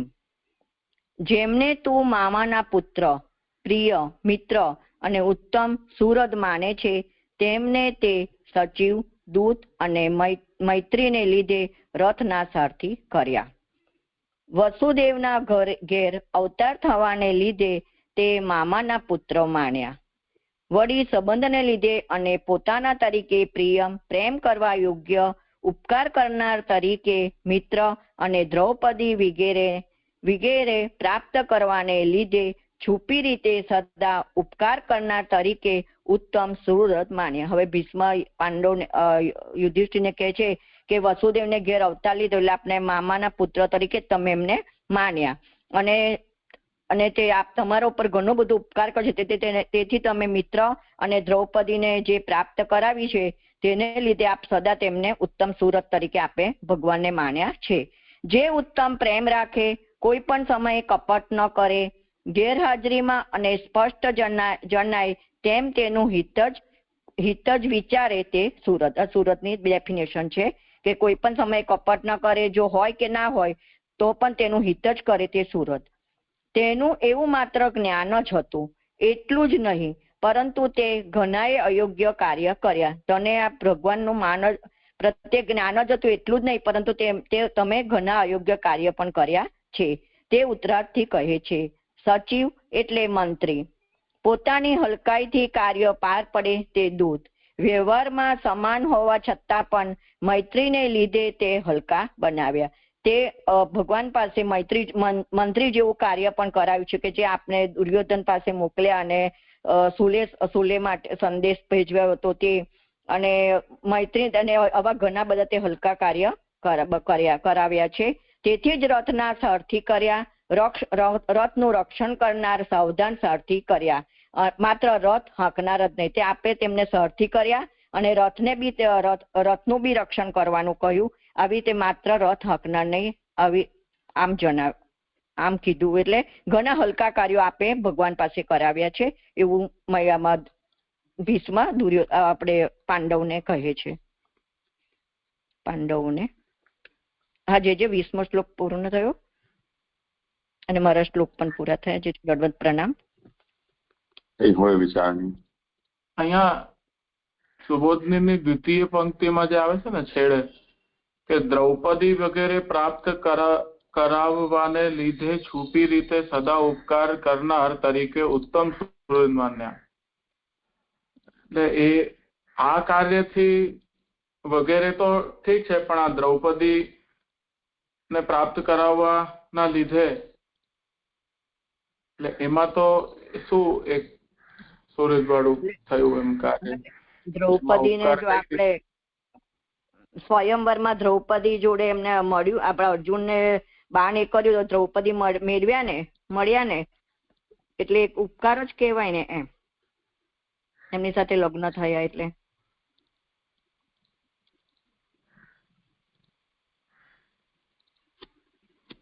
એનાથી કઈ વિશેષ જણાવવા માંગતા હોય એવું છે ના, જે બીજું એમ નથી. તો જેટલું પણ જે થઈ રહ્યું છે એને વિચારીએ તો એમ તો અહીંયાથી જ થાય છે, પણ એમ એને અહીંયા વિશેષ શું સમજવું જોઈએ? એટલે બધા મિત્ર અને સુહૃદ આ બે વસ્તુની વ્યાખ્યા કરી રહ્યા છે. તો મિત્રતા જે છે, કિંચ પ્રિયમ મન્યસે મિત્રમ, પ્રીતિ વિષય સંબંધથી આત્મીય એવા મિત્ર એટલે ઉપકારિત્વ એના મિત્ર. ભગવાને ઉપકાર કરેલો છે એ અર્થમાં અહીંયા મિત્રતા બતાવી છે. એમાં છુપા રહીને પણ નિરંતર ઉપકારી ભગવાન બન્યા છે. તો એ કઈ રીતે? તો દ્રૌપદ્યાદિ દાનાત. દ્રૌપદી જે પાંડવોને પ્રાપ્ત કરાવી છે એ ભગવાને છુપા રહીને કરાવેલી છે.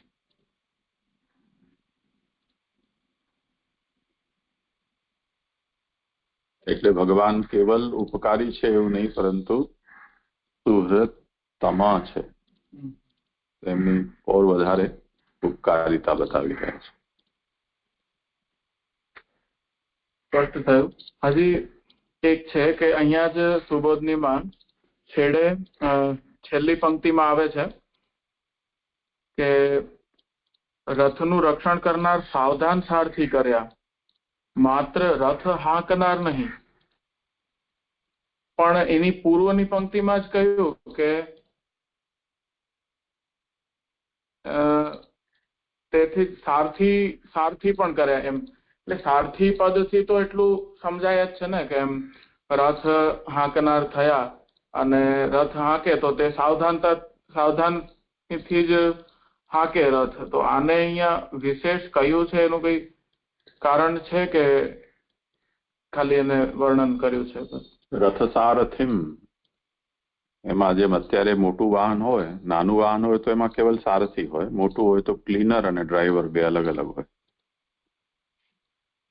બસ, ટ્રક વગેરેમાં એવું જોવા મળે છે. ક્લીનરનું કામ ચલાવવાનું નથી, પણ એની સારભાર રાખવાનું છે, સફાઈ રાખવાની, સુરક્ષા કરવાની. તે તો અર્જુને ભગવાન પાસેથી આ બંને કામ લીધા છે. કેવલ સારથી જ નહીં, ક્લીનર તરીકેના કામ પણ. એટલે જયારે ઘોડાઓ થાકી ગયા તો ભગવાને ઘાયલ થયેલા ઘોડાઓ છે એમની સારવાર, પાટાપેંડી પણ કરી છે, એમને નવડાવ્યા પણ છે.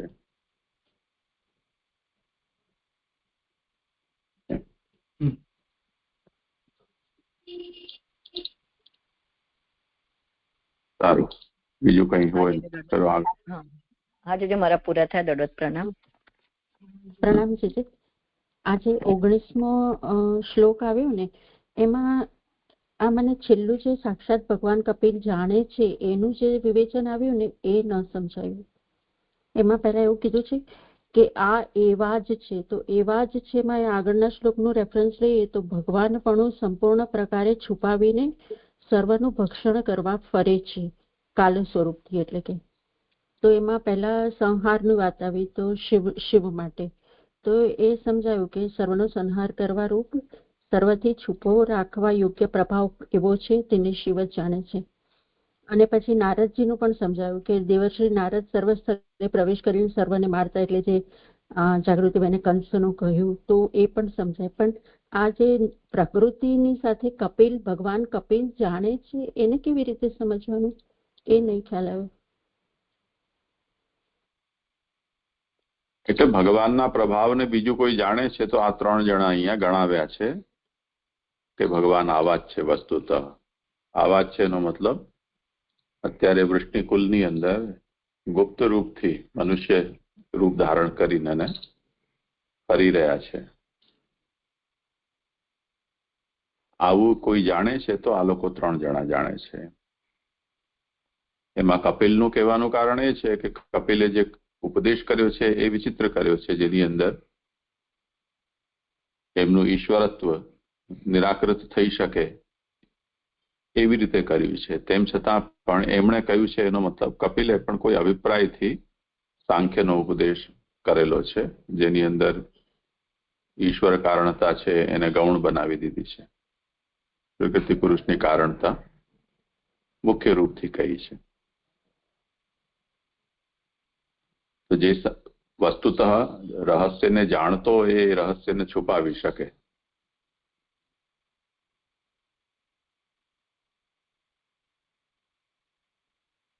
કરો ભલે આગળ. હા જી, પ્રણામ જી. હા જી, દંડવત પ્રણામ. હવે 21 શ્લોક છે ઉત્થાનિકા. બીજાઓ ભગવાનને ભલે ન જાણે, ભગવાન તો પોતાને જાણતા હોય, હલકું કર્મ કેમ કરે એવી શંકા થાય. તેથી નીચેનો શ્લોક કહે છે. એટલે ઉપર જે કહ્યું કે આવી રીતે સારથી ભગવાનને બનાયા, તો ભગવાનને આ બધું મિત્ર બનાયા, કોઈએ પુત્ર કયા, તો આ બધું ભગવાન તો પોતે, બીજા તો બધે નથી જાણતા, પણ ભગવાન તો પોતે જાણી રહ્યા છે કે હું ઈશ્વર છું. તો પછી આવું કર્મ, આવું હલકું એટલે આવું કર્મ એમને, આવું કામ એમને કેમ કર્યું એવી શંકા થાય. તો તેથી કે છે શ્લોકમાં, સર્વાત્મન સમદ્રશો હૃદયસ્યાન અહંકૃતે તત્કૃતમ મતિવૈષમ્ય નિર્વિદ્યસ્ય ન ક્વચિત. સર્વમાં આત્માવાળા, સમદ્રષ્ટિવાળા, દ્વૈત વિનાના, અહંકાર વિનાના અને પાપરહિત, તેમને તેનાથી થતું બુદ્ધિનું વિષમપણું કોઈ સ્થળે અને કોઈ સમય થતું નથી. સુબોધિનીજી, સર્વમાં છે આત્મા જેમનો તેવા ભગવાન છે. અહીં કહી રહ્યા છે કે ભગવાન કેવા છે કે એ બધાના આત્મા તરીકે બધામાં રહેલા છે. આથી એમ જણાવ્યું કે બધું પોતાના કાર્ય માટે જ કરે છે. તેથી વિષમપણું કેમ હોય? એટલે જો સર્વના આત્મા થયા છે, સર્વના આત્મામાં એ જ છે, એ જ આત્મા થયા છે અને સર્વ જે કંઈ કરે છે પોતાને માટે કાર્ય કરે છે, તો પછી અહીં વિષમતા કેમ હોઈ શકે? અને વેદ વગેરે રચના હોવાથી શત્રુ, મિત્ર અને ઉદાસીનમાં સમાન બુદ્ધિવાળા છે. તેથી પણ વિષમપણું નથી. એટલે વેદ વગેરેની રચના ભગવાને વેદની વાણી કહે છે, તો એ બી પ્રમાણથી પણ એમને જે રચ્યું વેદથી, તો એમાં કોઈ શત્રુ નથી, કોઈ મિત્ર નથી, બધાની માટે સમાન રૂપે વેદની રચના કરી છે. તેથી પણ કોઈ વિષમપણું નથી. વળી ભેદ જોવામાં આવે ત્યારે વિષમપણું થાય. જો કોઈ ભેદ જોવામાં આવે કે ભગવાને કોઈ ઉત્તમને સમજીને આવું વેદમાં કહ્યું કે આ ના કહ્યું, તો એવું બી નથી, તો જ વિષમપણું થાય. તો એવું કોઈ ભેદ બી કંઈ વેદમાં નથી. તેમને તો સર્વ સ્થળે પોતાનો આત્મા જ જણાય છે. તેથી તે નથી દ્વૈત જેમને તેવાને વિષમપણું કેમ હોય? એટલે સર્વ સ્થળે પોતાને આત્મા, એ પોતાનો આત્મા જ એમને જણાઈ રહ્યો છે અને પોતાના માટે જ બધું કાર્ય કરી રહ્યા છે. તો પછી એમને કોઈ પણ જાતનો દ્વૈત નથી. તો પછી એમને આ વૈષમ્ય નિર્ગુણતાનો દોષ લાગતો નથી. હવે કારિકા આવી રહી છે. સ્વરૂપેણ પ્રમાણેન પ્રમેયેણ નિરાકૃતમ વૈષમ્ય અવતારે તું નિરહંક ક્રિયયા તનૌ. વિષમપણું નથી એમ સ્વરૂપથી, પ્રમાણથી અને પ્રમેયથી જણાવ્યું. દેહમાં અહંકાર ન હોવાથી અવતારમાં વિષમપણું ન હોવાનું જણાવ્યું. એટલે હવે અહીં કહી રહ્યા છે કે વિષમપણું એમનામાં નથી, એ જણાઈ રહ્યા છે. તે કેવી રીતે? નથી અહંકાર જેમને તો અહીં વિષમપણું કેવી રીતે નથી? તો સ્વરૂપથી, પ્રમાણથી અને પ્રમેયથી ઉપર જણાવ્યું. સ્વરૂપથી એટલે પ્રકટ અવતાર જે એમને લીધો ભગવાને, તે પ્રકટ સ્વરૂપમાં એમનામાં કોઈ વૈષમ્યતા નથી, એટલે એ કહ્યું. પછી પ્રમાણથી જે વેદ વગેરેથી કહ્યું કે એમના કોઈ શત્રુ નથી અને મિત્ર નથી, સમાન, વેદ સર્વ માટે સમાન છે. અને પ્રમેયથી એટલે કે બ્રહ્મ તરીકે બધાની આત્મા એ જ બન્યા છે, સર્વરૂપથી એ જ થયા છે, તો એ જ થયા બ્રહ્મ તરીકે. તો આ રીતે સ્વરૂપ, પ્રમેય, પ્રમાણ અને પ્રમેયથી એમને આવી રીતે વિષમપણું ન હોવાનું જણાવ્યું. હવે કે છે વિષમપણું નથી એમ સ્વરૂપથી, પ્રમાણથી, પ્રમેયથી જણાવ્યું. દેહમાં અહંકાર ન હોવાથી અવતારમાં પણ વિષમપણું ન, એટલે એમને જે પ્રાકટ્ય અવતાર લીધો છે અત્યારે મનુષ્ય રૂપે, તે પણ પ્રાકૃત નથી, અપ્રાકૃત છે, એટલે તેથી પણ કોઈ વિષમપણું એમાં પણ નથી. હવે સુબોધિનીજી, નથી અહંકાર જેમને તેવા ભગવાન છે, તેનાથી થતું એટલે ઉત્તમ અથવા હલકા કર્મથી થતું, એટલે ભગવાનમાં કોઈ પણ જાતનો અહંકાર નથી અને એનાથી થતું જે કર્મ છે કે કોઈ એ કર્મ કોઈ ઉત્તમ પણ નથી અને કોઈ હલકું પણ નથી. કાંઈ પણ કરવું જોઈએ તેથી બધું કરવું, તેથી તે બધુંય કરે છે, પરંતુ ઉત્તમ હોવાથી કરતા નથી. એટલે જે પણ કંઈ કરે છે એ કંઈ ઉત્તમ છે કે નિમ્ન છે, હલકું છે, એવી રીતે નથી કરતા, પણ કરવું જોઈએ કાર્ય છે તેથી એ બધું કરી રહ્યા છે. એ લીલા છે એમની. હલકું કર્મ કરવાથી દોષ કેમ ન થાય? હવે કહે છે કે જો હલકું કર્મ કરે તો દોષ કેમ ના સમજાય, એવી શંકા થાય, તેથી પાપ રહિત કરે છે. કે આ જે દ્રષ્ટિ છે આપણી છે કે હલકું કર્મ કરીશું તો પાપ થશે, ઉત્તમ સારું કર્મ કરીશું તો પુણ્ય થશે, તો એવું નથી. એટલે પાપ રહિત છે એમ કહ્યું. પાપ રહિત હોવાપણાને દેશની અથવા કાળની હદ નથી એમ ન ક્વચિત કોઈ પણ સ્થળે અને કોઈ પણ સમયે વિષમપણું નથી એ શબ્દોથી કહેલું છે. એટલે ભગવાનને કોઈ પણ દેશની કે કાળની કોઈ પણ હદ નથી, સર્વ સ્થળે ભગવાન સમાન છે, તેથી એમનામાં કોઈ પણ વિષમપણાનો દોષ આવતો નથી. જે 21મો શ્લોક સંપન્ન થયો છે. આગળ લો. જી જી જી આમાં જે છેલ્લી લીટી આવી ને જે કારિકામાં કે જે પાપ રહિત છે, જે પાપ રહિત એટલે એમને દેહમાં અહંકાર ન હતો એટલા માટે એ જે પાપ રહિત હતા ને. કારણ કે અગર આજે કોઈ કાંઈક કરે છે કે હું કરું છું એટલે અહંકારથી કરે છે તો જ એ દોષ જેવો લાગે, પણ અગર શરીરમાં આપણે હંતા મમતા ન હોય અને જે કાર્ય કરે એનાથી તો કાંઈ એટલે પાપ યા પુણ્ય ઉત્પન્ન નથી થતું ને. એટલા માટે આમ સમજ્યું ને કે પાપ રહિત માટે. હા જી, હું તો આવી રીતે સમજી છું કે આ દેહ જે કહ્યું, દેહમાં અહંકાર એટલે પ્રભુના દેહ ને એમને પોતાના દેહમાં કોઈ અહંકાર નથી, તેથી એ પાપ રહિત છે. અને એમનાથી કોઈ બી કર્મ કરવાથી એમને કોઈ પુણ્ય બી નથી અને કોઈ પાપ પણ નથી લાગતું. એટલે આ એમનો દેહ જ એવો છે, તે પાપ રહિત છે, તેથી આ પાપ રહિત અહીં આપ્યું એવું હું સમજી છું. છે કોઈ વિશેષ તો આપ જણાવો.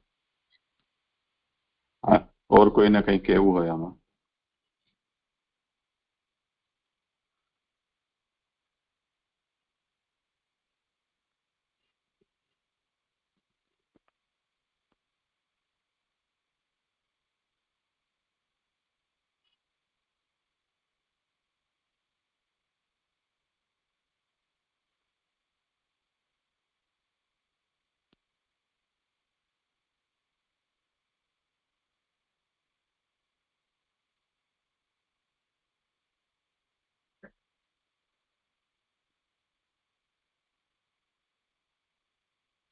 ભગવાનના જે અવતાર રૂપો છે એની અંદર વિષમતા જોવા મળે છે.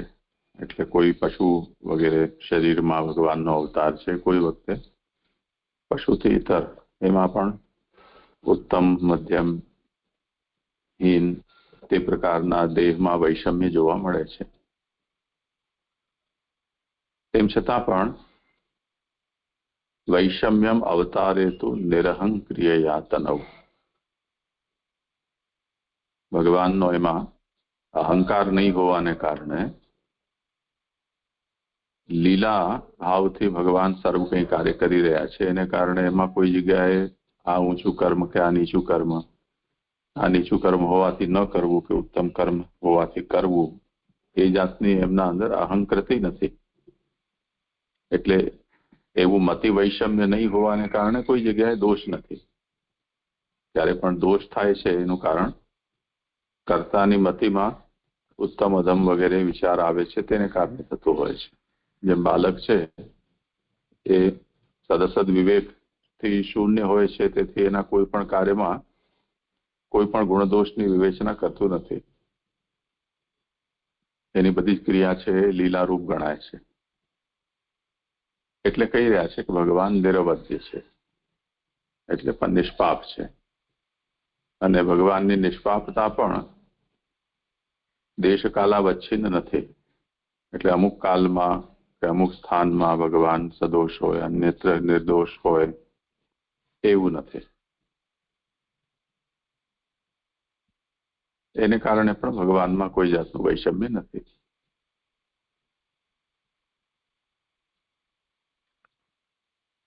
જી જય જય સમજાય. અહીંયા સુબોધનીમાં બીજી પંક્તિ જે આવી ને કે કાંઈ પણ કરવું જોઈએ તેથી બધું કરે છે, એટલે અહીંયા આપણે જેમ કહ્યું કે ક્રીડા એનો અર્થ કે લીલા, તો એ રીતે જ અહીંયા સમજવું જોઈએ ને.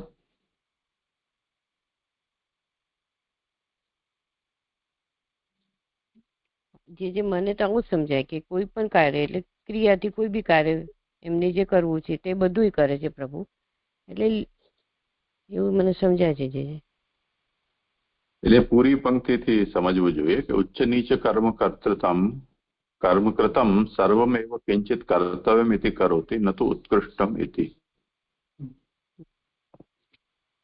આ કામ ઉત્તમ છે એટલે કરવું જોઈએ એવા વિચારથી ભગવાન નથી કરતા. ભગવાન જે કંઈ પણ કરી રહ્યા છે એ લીલા ભાવથી ભગવાને સર્વ કંઈ કર્યું છે.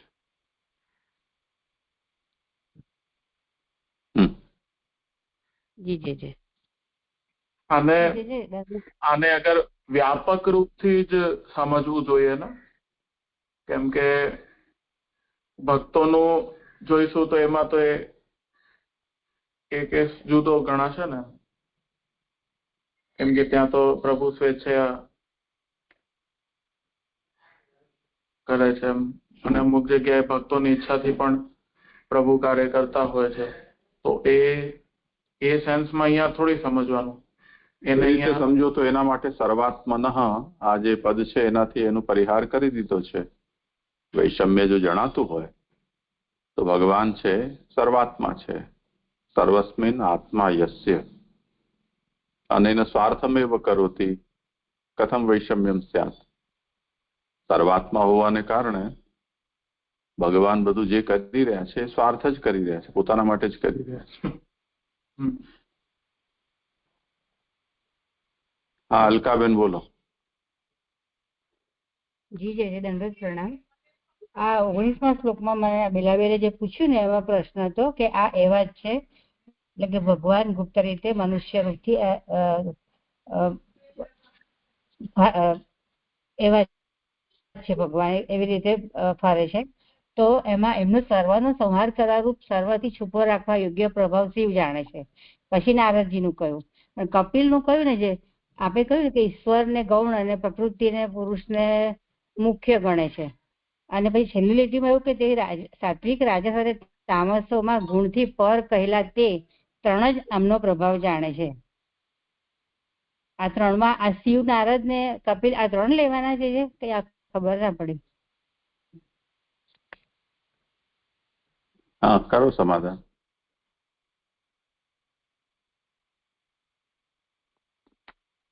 જે આ જાગૃતિબેન નો શ્લોક છે. આમાં મૂળમાં કહ્યું ને શ્લોકનો અર્થમાં એનાથી કદાચ તમને સ્પષ્ટ થઈ જાય કે હે નૃપ, આમનો સર્વથી છુપો રાખવા યોગ્ય પ્રભાવ ભગવાન શિવ, દેવર્ષિ નારદ અને સાક્ષાત ભગવાન કપિલ જાણે છે.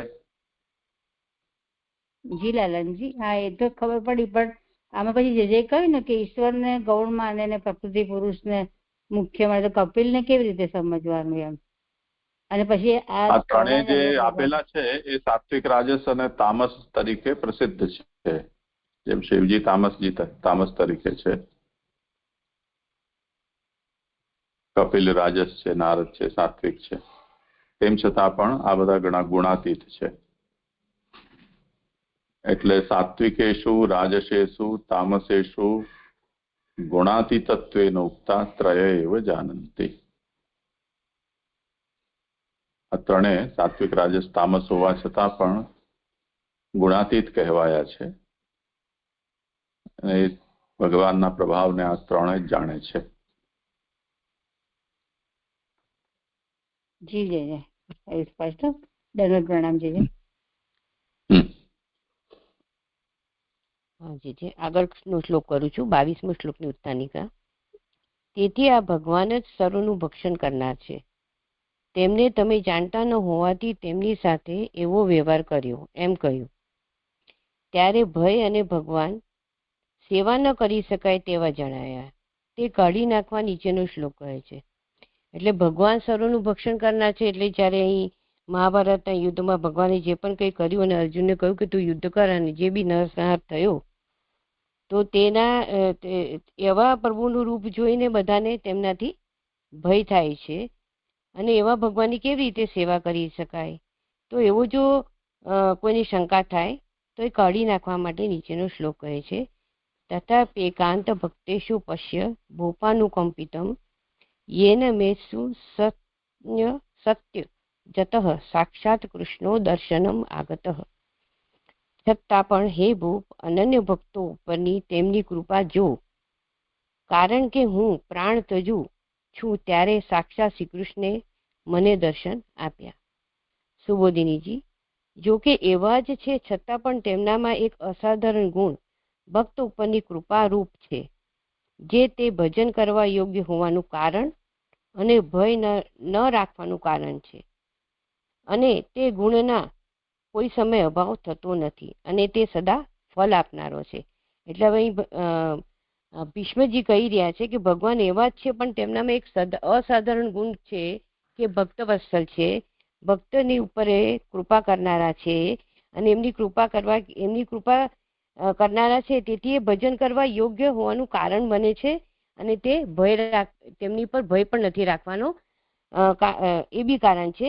કારણ કે કેવા છે, ભગવાન ભક્ત વત્સલ છે, ભગવાન ભક્તાધીન છે, ભક્તોની ઉપર કોઈ બી કૃપા ભગવાન કરે છે. અને આ ભગવાનનો જે અસાધારણ ગુણ છે એનો કોઈ પણ સમયે એટલે કોઈ પણ કાળમાં ક્યારે પણ અભાવ નથી થતો અને તે સદા ભક્તોને ફળ જ આપનારો છે. રાજાઓને પણ કોઈ વાર એવું થાય છે, તેથી તેની સંમતિ લેવા હે ભૂપ એવું સંબોધન કરેલું છે. એટલે ભાઈ ભીષ્મ યુધિષ્ઠિરને સંબોધન હે ભૂપ કરીને કહી રહ્યા છે કે કોઈ વાર પ્રજાને પણ, એટલે તું હવે રાજા બન્યો છે તો તું કોઈ વાર તને પ્રજાને પણ આવી રીતના એમની ઉપર કોઈ કૃપા કરવાનું તને એવું થાય છે, તો એ સંમતિ લેવા હે ભૂપ એમ અહીં સંબોધન યુધિષ્ઠિરને કર્યું. પછી કહે છે, કૃપાનો કોઈ સમય અભાવ થતો ન હોવાથી ઉત્તરાર્ધથી પોતાના દ્રષ્ટાંતથી કહે છે. પ્રભુની કૃપા કેવી છે તેનો દૃષ્ટાંત પોતાના ઉપરથી આપી રહ્યા છે. કે છે કે કારણ કે મારા એટલે ભીષ્મ જેવું તિરસ્કાર કરનાર, ભક્તોનો દ્રોહ કરનાર અને શત્રુ પક્ષમાં રહેનાર કોઈ પણ અપરાધી નથી, છતાં પણ કોઈ વાર મેં ભગવાનનું નામ લીધેલું હોવાથી ખોટા ડોળવાળી ભક્તિનો આદર કરીને દુષ્ટ ભક્તની મુક્તિ નહીં થાય એવા વિચારથી પણ પ્રાણ તજવાના સમયે પોતે પધારી પોતાનો સાક્ષાત્કાર કરાવી મને કૃતાર્થ કર્યો. એટલે હું આવો છું, આ બધા દોષ એમને પોતાના કયા કે હું ભક્તોનો દ્રોહ કરનાર હતો, શત્રુ પક્ષમાં રહેનાર હતો, અને કોઈ પણ સમયે મેં આવી ડોળવાળી ભક્તિ ક્યારેક કરી હશે તો આવા વિચારથી કે હું ક્યારે આવા દુષ્ટની ભક્તિ ન થાય તો પણ ભગવાને મારા પ્રાણ ત્યજવાના સમય જ્યારે મારે દેહ છોડવાનો છે તે સમયે ભગવાને પોતે સાક્ષાત પધારીને મને એમના દર્શન આપ્યા અને મને એમને કૃતાર્થ કર્યો. એટલે આવી ભક્તો પર ભગવું કૃપા કરનાર છે એવો અર્થ અહીં સમજાય છે. તેથી બીજા ભક્તો કૃતાર્થ થવામાં એમાં કેવું શું, તો પછી બીજા ભક્તોની ઉપર એ કૃપા એ આવી કરશે તો એનું કેવું જ શું. જે આ 22મો શ્લોક સંપન્ન થયો. કરો ભલે આગળ. હા, ભગવાનનો સાક્ષાત્કાર થવાથી મુક્તિ થવાનું તો ખરેખર દૂર રહ્યું. પ્રકટ થયા વિના પણ ભગવાન અંગરૂપ, ભગવાનના અંગરૂપ મનમાં કલ્પેલા તેમના રૂપ અને નામથી જ મુક્તિ થાય છે એમ નીચેના શ્લોકથી કહે છે. હવે કે છે ભગવાનનો સાક્ષાત્કાર એટલે ભગવાનના દર્શનથી તો મુક્તિ થાય જ છે, પરંતુ ભગવાનના નામમાં પણ એટલું મહાત્મ્ય છે પ્રભુના નામનું કે એમનું નામ લેવાથી જ મુક્તિ થાય છે. ભક્તાવેશ્ય મનો યસ્મિન વાચાયન નામ કીર્તયન ત્યજન કલેવરમ યોગી મુચ્યતે કર્મભીઃ. વાણીથી જેમના નામનું કીર્તન કરતા, ભક્તિથી જેમનામાં મન પોરવીને દેહનો ત્યાગ કરતો યોગી કામ કર્મોથી મુક્ત થાય છે. એમાં પહેલી ફૂટનોટ છે કામ કર્મોથી, એટલે કે કામ કર્મો એટલે કે કામનાવાળા કર્મો અથવા કામનાઓ અને કર્મો. સુબોધિનીજી, ભક્તિ એમ શાસ્ત્રમાં કહેલી ભક્તિના અધિકાર વિશે કહેલું છે. એટલે શાસ્ત્રમાં ભક્તિના અધિકારી વિશે અહીં કહેલું છે. વાસ્તવિક રીતે તો હર કોઈ પ્રકારે ભગવાનમાં મન પરોવવાથી મુક્તિ થાય છે. એટલે જેવી રીતે શાસ્ત્રમાં કહેલું છે કે ભગવાનને આવી રીતે તમે મન પરોશો, ભગવાનમાં પ્રભુમાં મન લગાવશો તો તમારી મુક્તિ થશે, એમ તો શાસ્ત્રમાં કહેલું જ છે. ઇન્દ્રિયની ક્રિયા પણ ભગવાનના નામથી કરતા પહેલા યોગના અભ્યાસમાં આનંદ કરતો હોવા છતાં પણ હવે ભક્તિ માર્ગથી શરીરનો ત્યાગ કરતા કાયા, વાણી અને મનથી તામસ, રાજસ અને સાત્વિક કર્મ પણ કરતા પહેલા કરેલા કર્મોથી મુક્ત થાય છે. એટલે હવે કે જે કોઈ પણ અહીં ભીષ્મજી કહી રહ્યા છે કે પહેલા મેં એવી કોઈ યોગમાં મને આનંદ આવતો હતો પહેલા, પણ હવે તો મારે ભગવત માર્ગથી શરીરનો ત્યાગ કરવો છે. એટલે હવે મારે કામ્ય કર્મોથી મુક્ત થવું છે અને કામ્ય કર્મોથી મુક્ત થાય તો સકામતા દૂર થઈ જાય છે ભગવત નામનું ઉચ્ચાર કરતા કરતા. હવે કે છે કે પહેલા કરેલા કર્મોથી મુક્ત શરીરનો ત્યાગ કરતા છતાં પણ હવે ભક્તિ માર્ગથી શરીરનો ત્યાગ કરતા કાયા, વાણી, મનથી તામસ, રાજસ અને સાત્વિક કર્મ પણ કરતા પહેલા કરેલા કર્મોથી મુક્ત થાય છે. એમાં બીજી ફૂટનોટ છે કે કામ કર્મો અને કામનાવાળા કર્મો, એટલે આ જે સકામ કર્મો છે તેની જ વાત કરી રહ્યા છે. તો તેનાથી પણ મુક્ત થવાય છે. તો ક્યારે? તો જે ભગવત નામનો ઉચ્ચાર કરે ત્યારે, અથવા સ્વભાવરૂપ થયેલા તે કર્મો પણ આ કર્મોથી મુક્ત કરાવનારા થાય છે.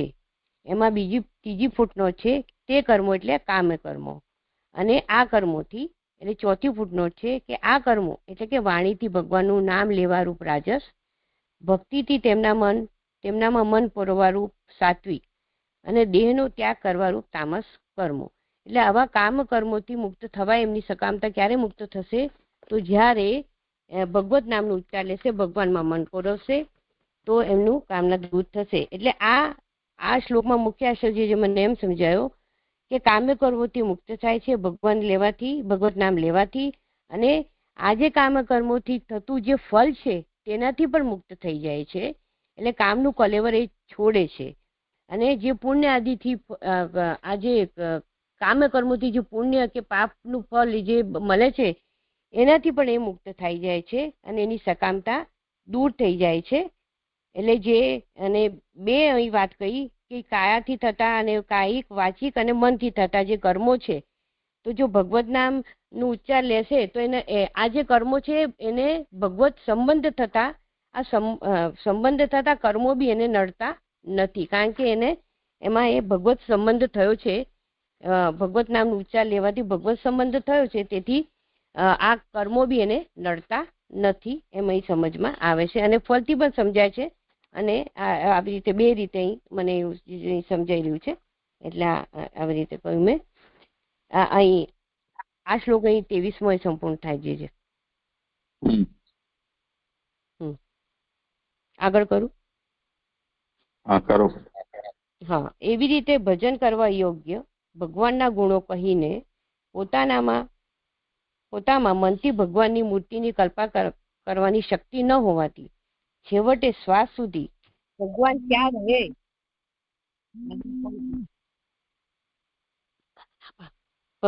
રહે છેલ્લા શ્વાસ સુધી ભગવાન ત્યાં રહે એવી પ્રાર્થના નીચેના શ્લોકથી કરે છે.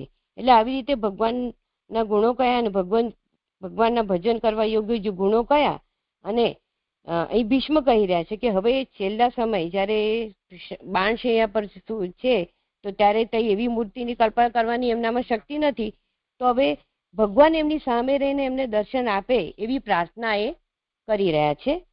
શ્લોક: સ દેવદેવો ભગવાન પ્રતીક્ષતા કલેવર યાવદ ઇદમ હિનોમ્યહમ પ્રસન્નહાસ ઋણો લોચનો લ સન્મુખાંબુ જો ધ્યાન પથશ્ચ ચતુર્ભુજ.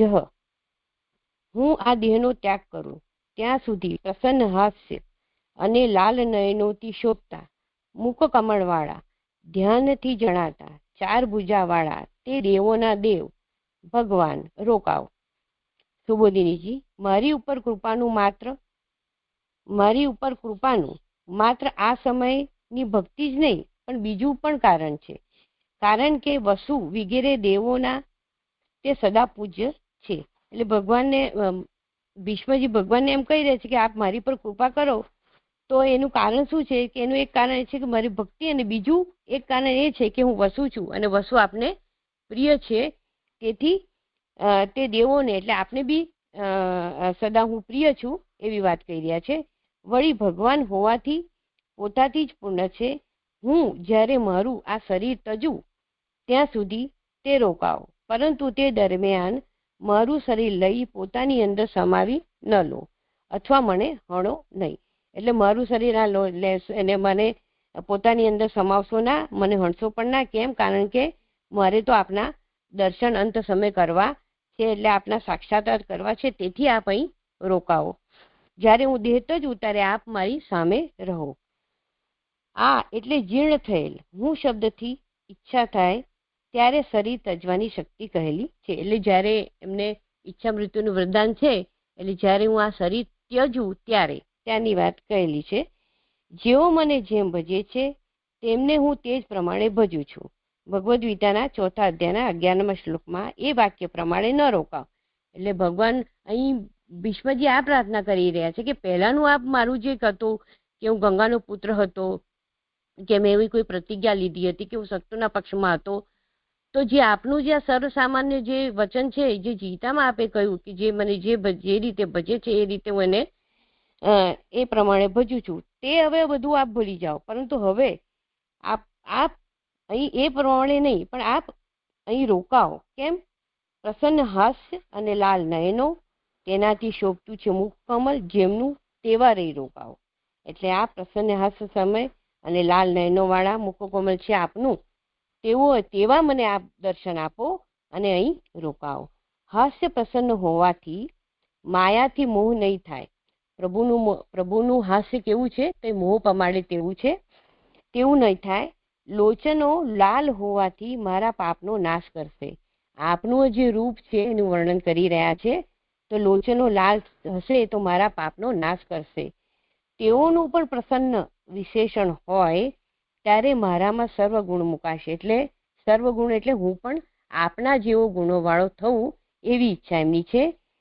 મુખકમલ તેવું હોવાથી મને પોતાના સ્થાનની પ્રાપ્તિ કરાવશે. એટલે આપનું મુખકમલના આવા દર્શન જો હું કરીશ તો મને પોતાના સ્થાનની, એટલે પહેલા જે હું હતો વસુ જે આપને પ્રિય છું એવું મને એવા સ્થાનની મને પ્રાપ્તિ થશે. ધ્યાનથી જણાતા હોવાથી અણિમા વગેરે સિદ્ધિઓ પ્રાપ્ત કરાવશે. પ્રભુ ધ્યાનથી પણ પ્રાપ્ત જણાય છે તો તે યોગી એટલે આવી સિદ્ધિઓ પણ પ્રાપ્ત કરાવશે. ચાર ભુજાવાળા હોવાથી 4 પુરુષાર્થો પ્રાપ્ત કરાશે. તો આવા સ્વરૂપના 4 ભુજાવાળા હું દર્શન કરીશ તો મને 4 પુરુષાર્થો પ્રાપ્ત થશે. એ પ્રમાણે સર્વ પુરુષાર્થો આપવા માટે સર્વ અંગોનું પ્રકાશન કરતા બીજા પદાર્થોનો સંચાર મારામાં ન થાય તે માટે પ્રકટ રહો એવી પ્રાર્થના છે. એટલે આ પ્રમાણે જો આપનું સ્વરૂપ મારી સામે હશે તો મને બીજા પદાર્થો એટલે કે બીજા એટલે ભગવાનથી અતિરિક્ત, આપનાથી અતિરિક્ત મને કાંઈ જોઈતું નથી. મને અત્યારે આપણા મૃત્યુ સમય, મારો દેહ છોડતા સમય મને ખાલી આપનું દર્શનના હું અભિલાષી છું. મને આપના આવી રીતે આપ અહીં રોકાઓ અને મને આ રીતે દર્શન આપો. જે જાય 24મો શ્લોક બી સંપન્ન થયો અને મારા શ્લોક બી સંપન્ન થયા છે. દંડવત પ્રણામ. કઈ કોઈ વિચાર નહીં.